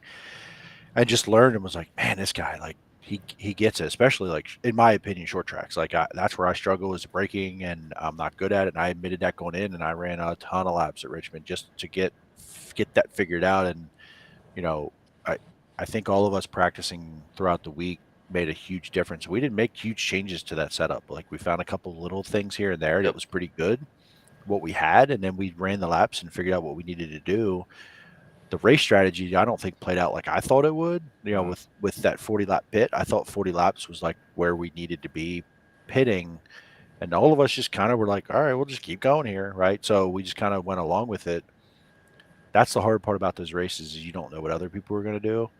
Not that you need to go off of them, but I'm like at lap 40, I didn't feel worn out. I was coming, right? Dave, I think used your shit up a little bit there early, and I think some other people did because I think it was me and I forget his name. One of the other guys were like running leaders down. I think it was Josh and Brownie? Chris. Yep. it Brown was either Charles or Brown. I think it was was Charles. I think Charles. it's Brown. You're I right. think it's Charles. Yeah. was good the week before at Kentucky, who I finished second him. But like Charles, him and I ran through the field coming up through there at the end of that run, and we were faster than the leaders. Like you guys were getting bigger and bigger and bigger. But like the long run speed was there. And I think that was due to practice. Honest to God, I think that was due to practice. I think all of us got better throughout that week. So, you know, and I was hyped for that race. I was like, hey, I'm feeling great, man. Let's go. And then I shit the bed in qualifying, which, like, I shit the bed and started ninth. Like, let's be honest, right? Like, okay, feeling all right about it. You know, and I was hyped for this week at Vegas, and I think it's going to be some of the same. And I'm actually more excited for Vegas because I feel more comfortable with those tracks and those cars. I think all of us do. Maybe not Josh. I think Josh is good at the short tracks. I think in my opinion, I think you thrive there. What do you think? I love short tracks. That's what I enjoy the most. I love short tracks, but I've surprisingly done fairly well at Vegas. I think NSRL, my best finish was Vegas. So Oh, I've got so it. you're looking forward. Hopefully, I got a pretty good setup because we had a pretty good setup before. So we didn't get into a practice, which he talked about how good we did because all the practice we did has Yeah, not we haven't- been for we haven't Vegas. done that Some of us have. Some of us have. Yeah, I haven't. I think tomorrow before the race there'll be a lot of practice. Yeah. Excuse me. But yeah, I mean, I'm super excited. This league has been great so far, and we've had some really great racing and a lot of good teamwork between all of us here. And it was good to see a team win, even though you're technically team posse. You know, we're all affiliated. we're all posse in our hearts, and that's because Spiel wrecked the field on lap 2. I blame the setup. I blame my crew chief. He's fired. He's not coming back. So we're going to Vegas this week with Full Throttle. So we'll update you guys next week. Hopefully we're not having Smeal on again because that would mean he won. Hey, I was content with third till Jeremy stepped on a restart by accident. I wanted to get out of Richmond with points. Yeah, For me, I mean, I'm not really the biggest fan at Richmond. I never really ran well there. And that was the most comfortable I felt there. So we definitely had something good going on and had a shot there. I was on the top 6 towards the end with you guys and got into some shit. So it is part of the deal, part of short track racing. It is what it is. I think at one point we had just about all of our 8 or 9 affiliated cars in the top 10 until you and Josh got caught up and whatever happened there towards the end. Jeremy had his penalty, but me, Jaden, Chris, Jeremy, Josh, we were all up front for the majority of that race, battling with everybody, and we had good long run speed, which helped a lot because you could tell when guys would burn off the tires and those cars would push up. We could roll that bottom a lot better than everybody else. Something we hit, we got a good short track package. That was awesome. It was a really good race for all of us and really encouraging. It's been a good season so far. KR over here saying, I used to want to be on Door Above Clear. Now my goal is just to make turn 2 terribles. Well, Small goals. Listen, we're here. And I know Dakota's a little mad right now because we didn't put him on. But we're going to go into a segment that we just started last week. We're calling it Drink It, Dump It. Give us one good thing from the week that you saw that was really impressed you or that you just want to give a shout out to, and then give us something that is just sad or upset you from the week. I'll go first. I got 2 good ones. Let's go. And I've been waiting on this. One was good. Drink It. Kevin Harvick. I mean, win when you got to win. Cheers. For Jeremy, I mean, it's the last Busch Apple car ever. And goes out there and wins it. I mean, they're getting rid of Busch Apple, or they're just not going to sponsor. I believe that's the end of it. Busch Apple is ending. Yeah. R.I.P. So, he had to win there. He had to make the playoffs, and he just did it. So that's my Drink It. My Dump It, that Bubba Wallace interview. He's going to regret that one for a long time. Why? I thought it was terrible. Because he was hard on himself? Well, because he's sitting there crying over coming in second in a race that he just ran second. I mean, He's not he's definitely over. He's definitely over emotional with it. I think he's expecting to win now at this point, and that was probably his best shot to win. I think Daytona is his best shot to win, but I mean that's easy to say when he's so strong at super speedways. But I get it. He's just it can rub people the wrong way because of how over emotional he is. So cheers to you on that. I get that. Anything David. else you will say on that? Oh, wait. What's the that's rules it. here? How many are we supposed to have? One of each. One of each. Smil, I want to hear yours. So, Josh kind of stole my thunder because I did have Harvick. But I think my winner for the week is going to be someone like Kurt Busch. Kurt Busch? Because here's why. FDS, man. What the fuck? No. Here's why. The next 3 races are all going to be very, very tricky. I can see a Denny Hamlin winning at Richmond, Chase Elliott winning at Watkins Glen, and somebody like, I don't know, maybe Chase Briscoe winning at Daytona. So that helps him lock into the chase without worrying about pointing in. Now, my loser, and I don't know if Jimmy or Jeremy saw this morning, I put it in posse. Mine for the weekend is going to be Chris Ferguson. So, oh, shit. A little bit of backstory. The ULMS Late Model Series held a $20,000 to win. I forget exactly what the title of the race was, but it was $20,000 to win. Alex Robinson, if he's still hanging around in chat, knows what I'm talking about. The week prior to the race, because of the tire shortage involved right now with dirt, Ferguson called the promoter and the series to get his tires approved. They, over the phone to his brother and father, approved the tire that they had on the car. They teched the tire at the track. It passed. Ferguson and his team just got a call this morning that their car had been DQ'd because of tire sample failures that were taken after the race. That's very yikes. And I don't know. Now, here's the thing. I've met Chris Ferguson, and I know that team, and they are very stand-up. So Wooden cheap tires, you know that. I'm willing to bet that if they had confirmation from the series that that tire was legal and it was teched legally at the track, Did you ask his mother if he would cheat? Did you ask his mother? like? But I mean, also to that point, you got to think they can't test compound at the track. That's got to be sent off. So I mean, yeah, they can well, clear the apparently track it was to a make it compound legal. issue. But they So had then they approved the can't, even if compound. they cleared it at the track, it doesn't matter. They can still DQ it afterwards. Hey Josh, why is your car more in focus than your face? Is it just me?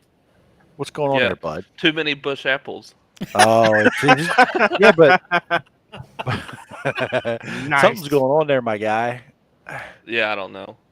Your car looks good though. I gotta be honest with you, The man. car looks fucking fantastic. That one's retired. That's dead now.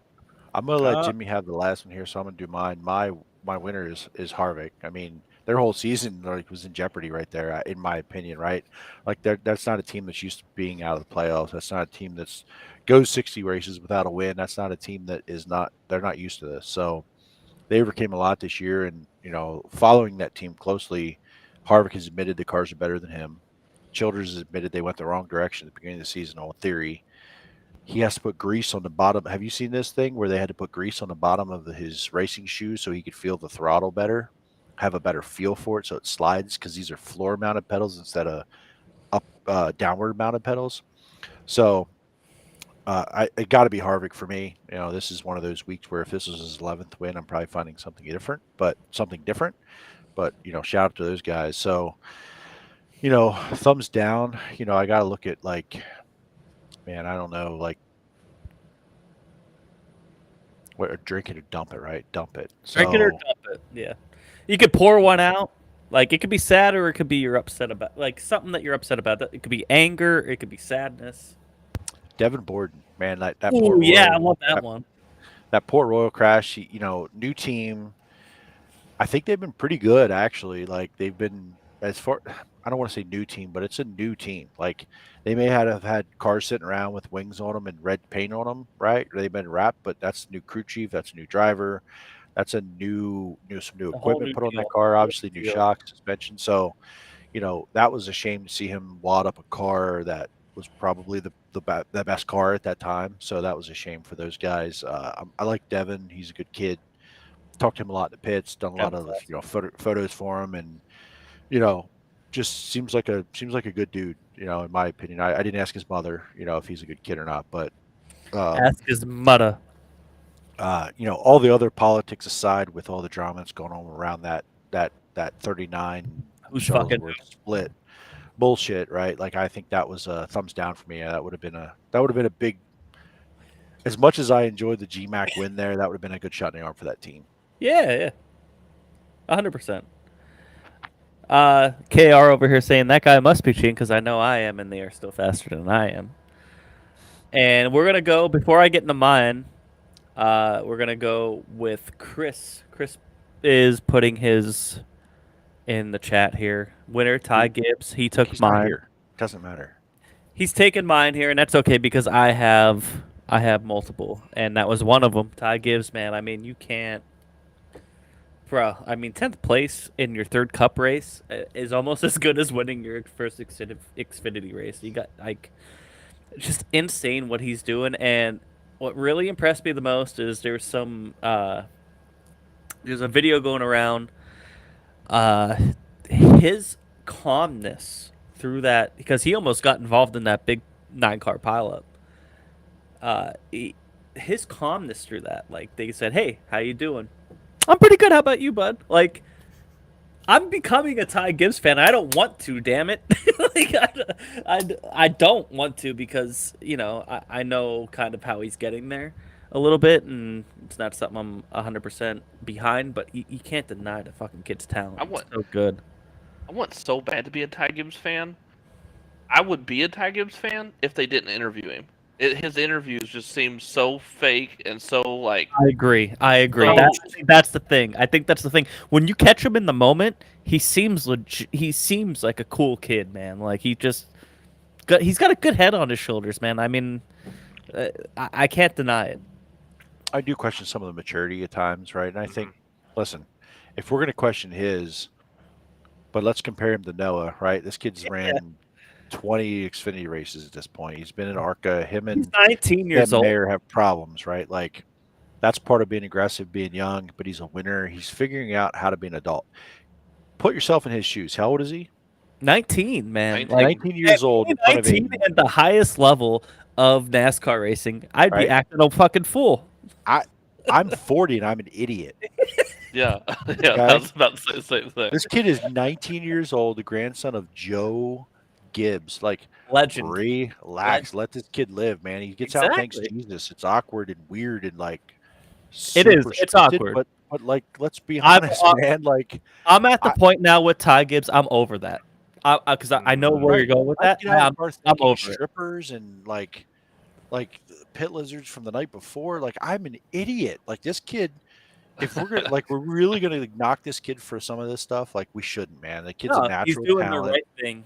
I don't love he's with Toyota. I like Joe Gibbs. I'm a big fan of Joe Gibbs. I don't love Toyota and I don't necessarily love Kyle Busch, but like Joe Gibbs is, he's a football guy. He's a Super Bowl winner. He's built a team. There are teams being modeled around what Joe Gibbs has done in the sport. Yep. Denny Hamlin's team. You look at the spinoffs of that, right? Mm-hmm. It's Tony Stewart. Yep. Tony Stewart Racing is spin-off of Joe Gibbs in a family type atmosphere. 100%. Joe Gibbs is that guy. So like Ty Gibbs, man, I don't see any reason why people should dislike him other than he drives a Toyota because your grandparents were Chevy fans all their lives. Like, let's grow up and be an adult here. So I agree with all of it, man. Like I looked at some of the stuff, the races he won last year, jumping into an Xfinity car for the first time and went, this horsepower stuff's cool, man. Like coming from ARCA, right? They're slow. They're boring. And he had, Motherfucker didn't even cars are run close any together. Right. Mm-mm. Like trucks, get out of here. Give me the horsepower and low downforce. And he's just excelled with it. And then to run top 10 in this car at a track that's narrow and they're just a whole different dynamic of car. Buddy, watch out. Like Who was the last driver to make a Watch out. transition that fast? I can't think. Kevin of Harvick. Maybe Junior or Harvick. That's really about it. Kevin Yeah. Harvick. Like, but that was different. He was Harvick still thrusted ran to the trucks. I get it, but like you look at the And look Junior- at the Junior Xfinity cars was- back then, NASCAR back then. They Yeah. weren't as big a difference as right now. And Junior he ran. went straight He from went late back. models. No, but he won back-to-back Busch titles. Right. But Right? even then, that was 2 years. Ty did one. He didn't full-time. even do a full one. Like he This has is his the full-time full-time season. This Yeah, is this full-time is the season. full-time He's gonna do season. one and he's gonna jump right to Cup. When was He's the last already time in that Cup. happened? He's already in Cup. That's the Part wild- time. I mean, taking a full ride. When was the last time you saw someone make that jump that quick? It's I get never your point. happened. I get your point, but let's be real. Like he hasn't even run a full Xfinity season yet, and he's getting top 10s in the Cup Series. It's wild. We have not seen it in forever. You gotta give respect to it, whether you like him or not. I don't you think know. we've seen something like this ever. He could. I hate to throw the I tag don't. on him. I don't know. Like I don't know if it's sustained. Right. We just gave him a top 10 there. KR just said Jamie Mack won his second race ever. There's guys that have come up and like jumped up and went, holy crap, this guy. Right. And There stay have guys who've been doing it. Brad Keselowski, Carl Edwards. Like before they got who they were, they had these moments of like, right, came in. But generally speaking, what we're used to in the era, all of us, right? I'm 40. I'm the oldest. How old are you, Josh? 35, yeah. Okay, so I'm the oldest guy here. It's not been that much older than you guys, but you look at Logano, lost a ride. Hey, I'm You 34. look at Kyle Busch, lost a 24. ride.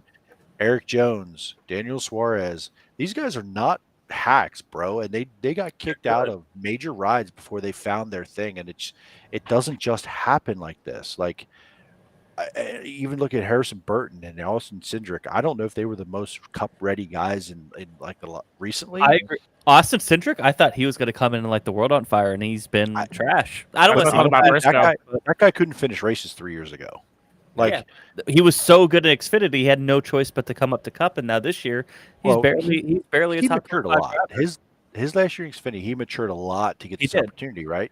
But 3 years ago, he couldn't finish a race. Ex- Chase Briscoe. yes, Okay.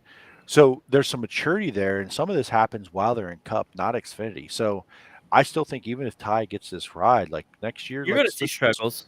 pump the brakes a little, right? Like it's very rare. You look at Joey Logano, who was supposed to be the Peyton Manning of NASCAR, right? Like he's the next big thing. He is the guy. This guy couldn't keep the ride, right? He said Gibbs said, nah, I'm not sure. Okay. But Joey is that good. Ty Gibbs will pump the brakes. He is that good. But like, okay, We're going to go to Watkins Glen one week. We're going to go to Daytona, and then we're going to go here. That might work in an Xfinity car, but this is a different world in this car. Veterans have seen it. Now, could we all be wrong sitting here going, I don't know if he'll adapt to this car. I don't think he's going to dominate the Cup Series like he dominates the Xfinity Series right now. It's way. hard to, right? I don't think he Yeah. might not do that ever in his career because the Cup Series is the pinnacle. It's He so could. tough. You don't know what He the next could 5 be years great. brings in the Cup. He could be. I see him 3-4 years from now potentially doing what Chase Elliott's doing right now. Chase Elliott's definitely Upper echelon. he's definitely the top guy right now. Chase Elliott's learning curve, like, that was pretty quick. His Yeah. ascension to a championship was pretty quick in the scheme of things. Like, let's think about that. The playoff And- format also helped him. Yes. Well, and I mean, But parity still. in NASCAR. But I agree. I agree. I Yeah. agree with that. Yeah, I mean, like the parity in maybe NASCAR. it's- Nobody might not ever dominate like that before anyway. Yeah. I mean, I mean, look at this year. I mean, the domination might different be winners. over for a while. I think year after year you get less winners. I think this year is an anomaly in every sense of the word. Because it's a new car. The new car. Nobody knows how to cheat. Nobody knows quite how to do it Well, right they yet. know, but No, NASCAR's they looking know, for it a but lot. they don't. They They're not know where looking for it. they don't know the limits, and they don't know what they can get away with. So there's teams that are doing nothing. I bet they're doing very, very little to push the limit. I would assume Okay. that's the Ford teams, really. I Well, Not I don't RFK know, you don't know and front row, but like look at Stuart Haas. With how far Well, behind they are, you could think they're not touching these cars outside of. That's what let's go. NASCAR wants, though. That's what they want. They want They do. this parity. Yeah. They want it every year. And I don't think you're going to see 16, 17 winners every year, but I do think you're going to see more than 10 winners every year for a while. We've been I- on that trend, but I yeah. think I like and 10. yeah, I think 10 to 12. But I think the thing is going to be how many guys have multiple wins. Like this year, there's only 4. No, there's 5 or 6. Uh, Reddick, 4 or 5, something like Yeah. that. Reddick, Chase Elliott, Kyle Larson. No, No. Larson has 1. Hmm. I think there's only. Chastain? I can double check. I'm Six. pretty sure there's only There's 4 or 5 six. guys. Is it Reddick, six? Hamlin, Byron, Hamlin. Logano, Chastain, Elliott. Right. So that's a little over a third of the playoff grid with double-digit wins. Everybody else has 1.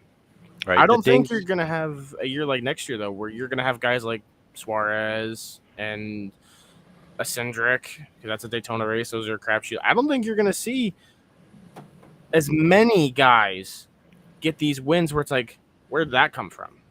There's a lot of think- people in the industry do think the cream rises at the top, and I said that earlier, like the Hendrick and the Stuart Haas and the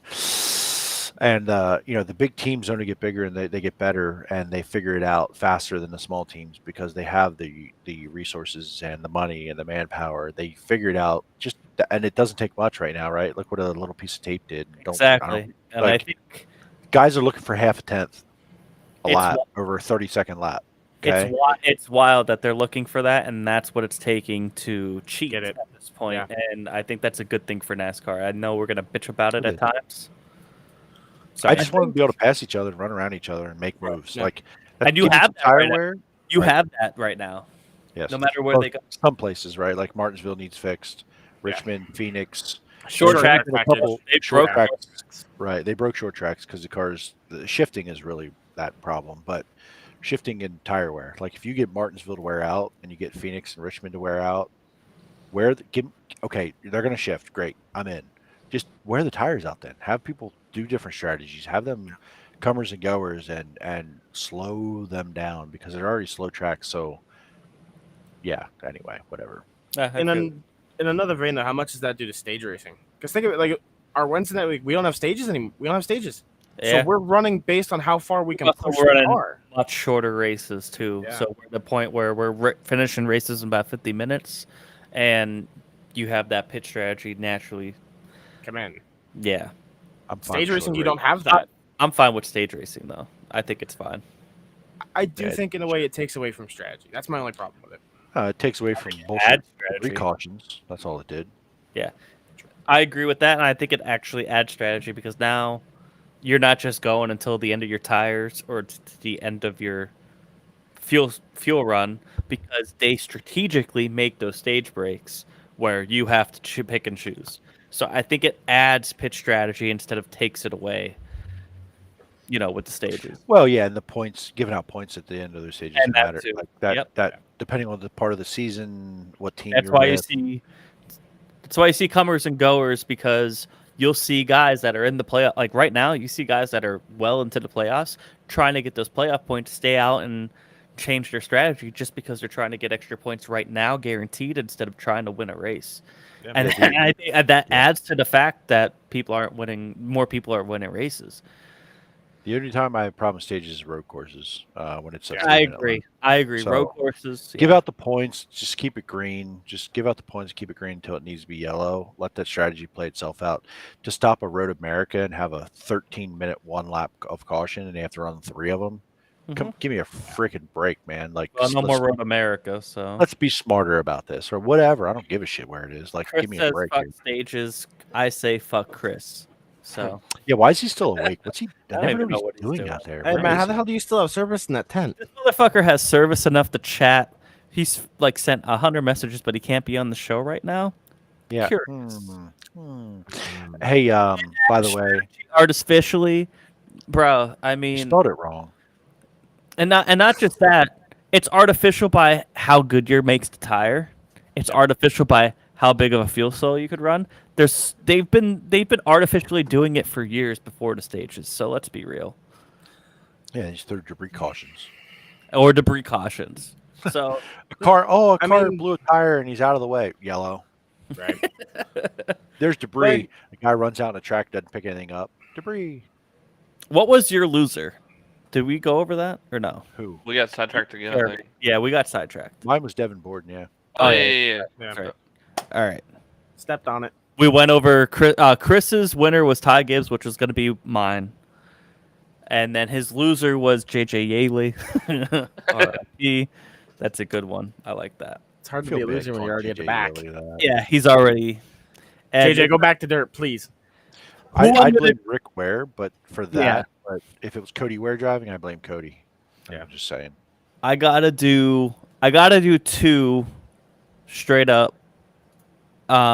Best strategies, the unknown. Chris, you're such a Moving on. Go ahead. 80s purist. My drink it. I'm gonna split it between 2. I know I'm breaking the rules that aren't really rules.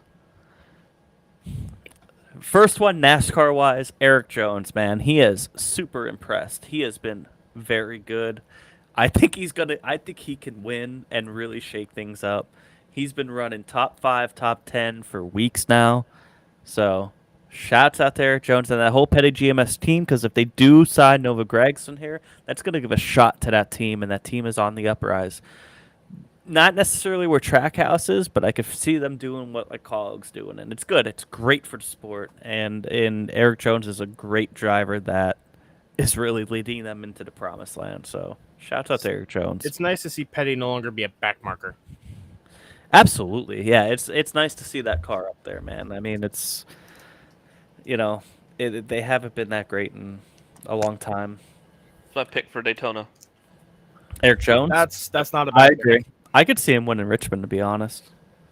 They've just had speed everywhere they go, Depends on how the Toyotas unload. I think and he's a good short Richmond's track race, the driver. He's a Toyotas pretty get good on. short track driver. So, my other drink it, I got to give it a shout out because I didn't really go over it before.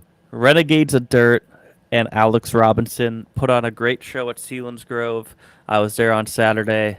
They got more cars than Port Royal, and they almost got as many cars as a $20,000 to win race down in Virginia.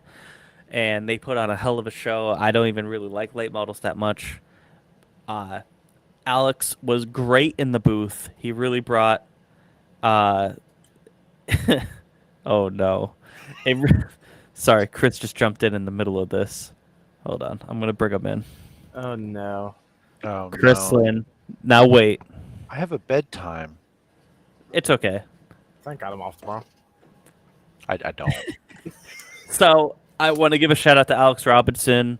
I got a kind of little bit of behind the scenes stuff by hanging out with him, and I really appreciate him for that. I really got to see what went into promoting and running an event like that. It was pretty cool. And besides my monkeypox on my ankles from all the mosquitoes and fucking fire ants that I got bit by, I had a fantastic time, and it was really, really great. I got to dump one out. and it's more in sadness.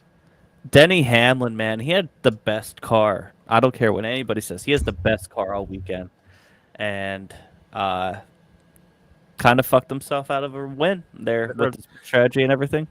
That had been going on all day. I don't remember if it was exactly that Gibbs team, but there was a couple instances where uncontrolled tires on pit road because these crews are not.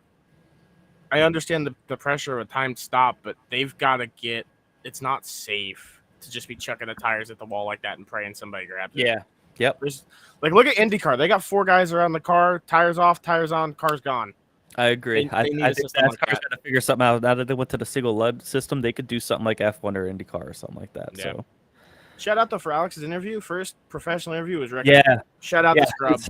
Yeah, that was pretty cool, and I know that was a big deal for Alex. And Alex really, he did a fantastic job all night.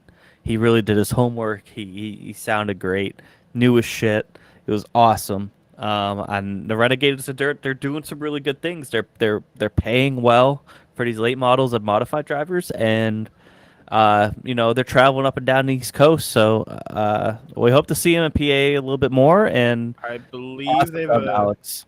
I believe they have a $15,000 to win modified show at a track up here in Western PA, Hidden Valley, I believe in October. Yep. Same weekend as the National Open. Unfortunately, I don't think the Terribles will be able to make that one, but shout out to A-Rob and ROD. Man's putting in work. Proud of him. Yeah, absolutely. Chris, Go ahead. Chris, you got any last words since we have you on here? I don't think so. Just hanging out.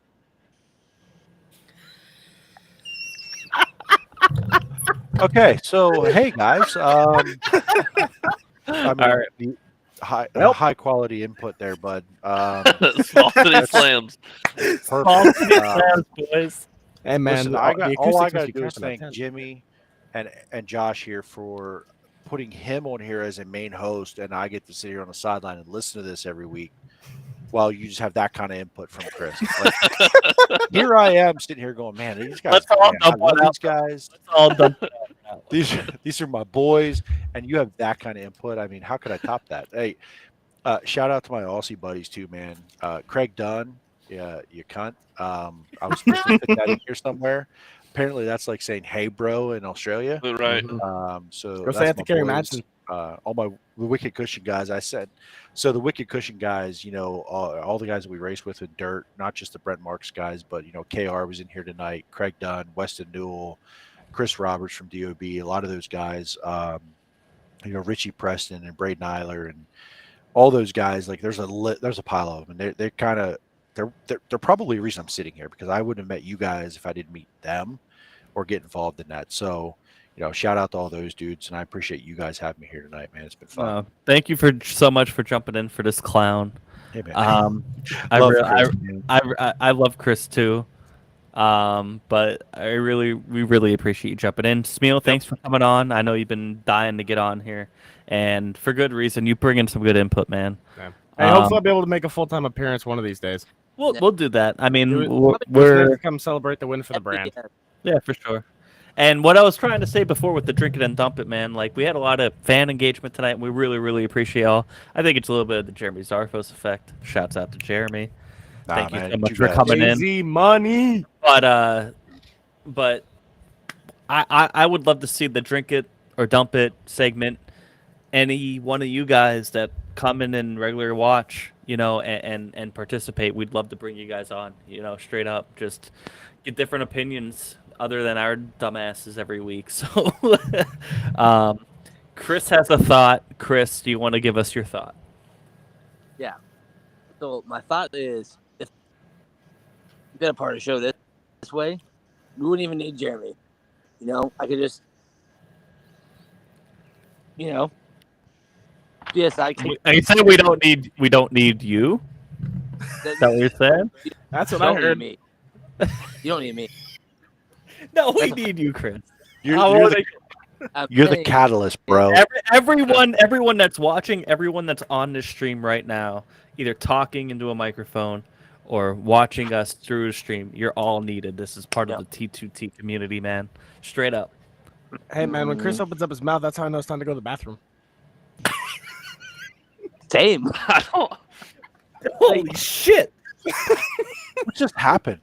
All right, Chris, I love you, Feels- bro. Where are I you, love you, man? buddy. Like, Yeah, where are you? Where in the wilderness are you right now? So I am in some weird place Yeah. that's in mountains and trees and a campfire. And there's a lot of Okay. ugly people. That's cool. So Geographic location, like, are you in Ukraine or Yeah. Are you in Pennsylvania? Russia? This motherfucker's never gonna leave Pennsylvania.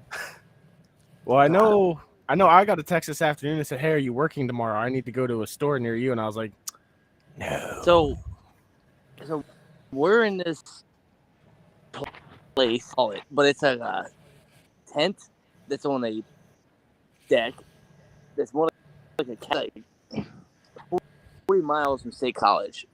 So I saw State College Okay. signs and I was like, That's all we want to know. 40 miles from State College. Okay. Close enough. there you go, fuck Smeals. We'll know where to Not even find your there. dead body. Just look in the Wegmans parking lot. No, so like for 20 minutes from there, went there fishing today. So figure it out. So it's Tuesday. When do you come Yeah. back to civilization? Friday, allegedly. Friday, allegedly. I'm gonna come back Friday, but I might disappear again. It's fine. No, I kind of want. There's a lot to run. unpack there. There's a slide here. Are you having a Ish. good time, Anyone. buddy? No, it's You great. know time. who's having a good time is KR, man. Said I clean and reassemble my carbs tea all tonight. Way more entertaining than having to listen to YouTube music. We really appreciate your input and you listening to us. That's really awesome. And Hey, so KR, if you all know KR at all, I don't. so I does announcing on iRacing for Oh, Turn 3 Network. Okay, okay. met KR through Wicked Cushion. Turn 2 to turn 3. Right. Yeah. He drives a dirt mini sprint in Missouri, actually. Oh, So no he has shit. a race car, does a good job out there, and looking for that first win this year. Won a few races last year, and this year has just been a weird You're random gonna get that- rainouts and You're gonna get that turn 2 terrible luck right now, and you're gonna get a win. I feel it. hey. I feel it in my KR bones. KR is a hell of a good dude. Got to meet him a few times in person when I fly out to Kansas City a couple times a year, and met him and his wife. Had lunch with them last time I was out. Just good people for sure, man. That is awesome. Thank you for tuning in. We really appreciate it. We hope to see you back. Maybe we'll get you on the show here one time. Talk about your racing. Talk about some other shit. He won championship last year in his class. Cheers to that. Let's drink it to that. Got a Jay-Z photography sticker on that car out to Missouri, out in the Midwest, baby. Let's drink it to that, bud. Oh, it's my dude. All right. For the brand. So let's wrap it up. Give A me little that bit over eye- 2 hours here. That's great. I don't know what you're saying, Chris. But Jeremy, thank you so much for coming in. Thank you, Smeal, guys. awesome job this past week. Thank you for coming on in, bullshitting with us. All you guys watching us, thank you so much. Josh, thank you, of course. I mean, The world My goes boy. round because of Josh Aaron. yes. Easily. Yes. And That's our fuck Chris Lynn. Fuck Chris Lynn. Hey, I hopefully, feel like we had our best show without Chris here, but you know. hopefully we'll be back next week talking about another Posse Jay-Z Turn 2 win. Something. Wait, I got a lot of before- posse wins here lately, but Yeah. what you got, Chris? Make it quick. couple weeks on to England. Jimmy's going to Napa Valley to be weird. That's true. I'm gonna need some co-hosts. Yeah, Chris is going to need some help. So Yep. Gonna need some I think we're looking help. at it right here. We're also looking at it in the chat. Like I said, drink it, dump it. We're trying to make it a weekly thing. We want to bring you guys on. We want to hear your opinions, not just through chat. We want to bring you guys on, man. So, KR, all you guys, thank you so much for tuning in. And for the Turn 2 Terribles this week, wild episode. Thank you all so much. I think we're out. Yep. Go. Tonight's second place finisher. Plenty of fans here, Brett, and a solid second place finish. Yeah, I got to shout out the Turn 2 Terror Boards over there. They're all a bunch of good guys to hang out with, talk to. I really like them.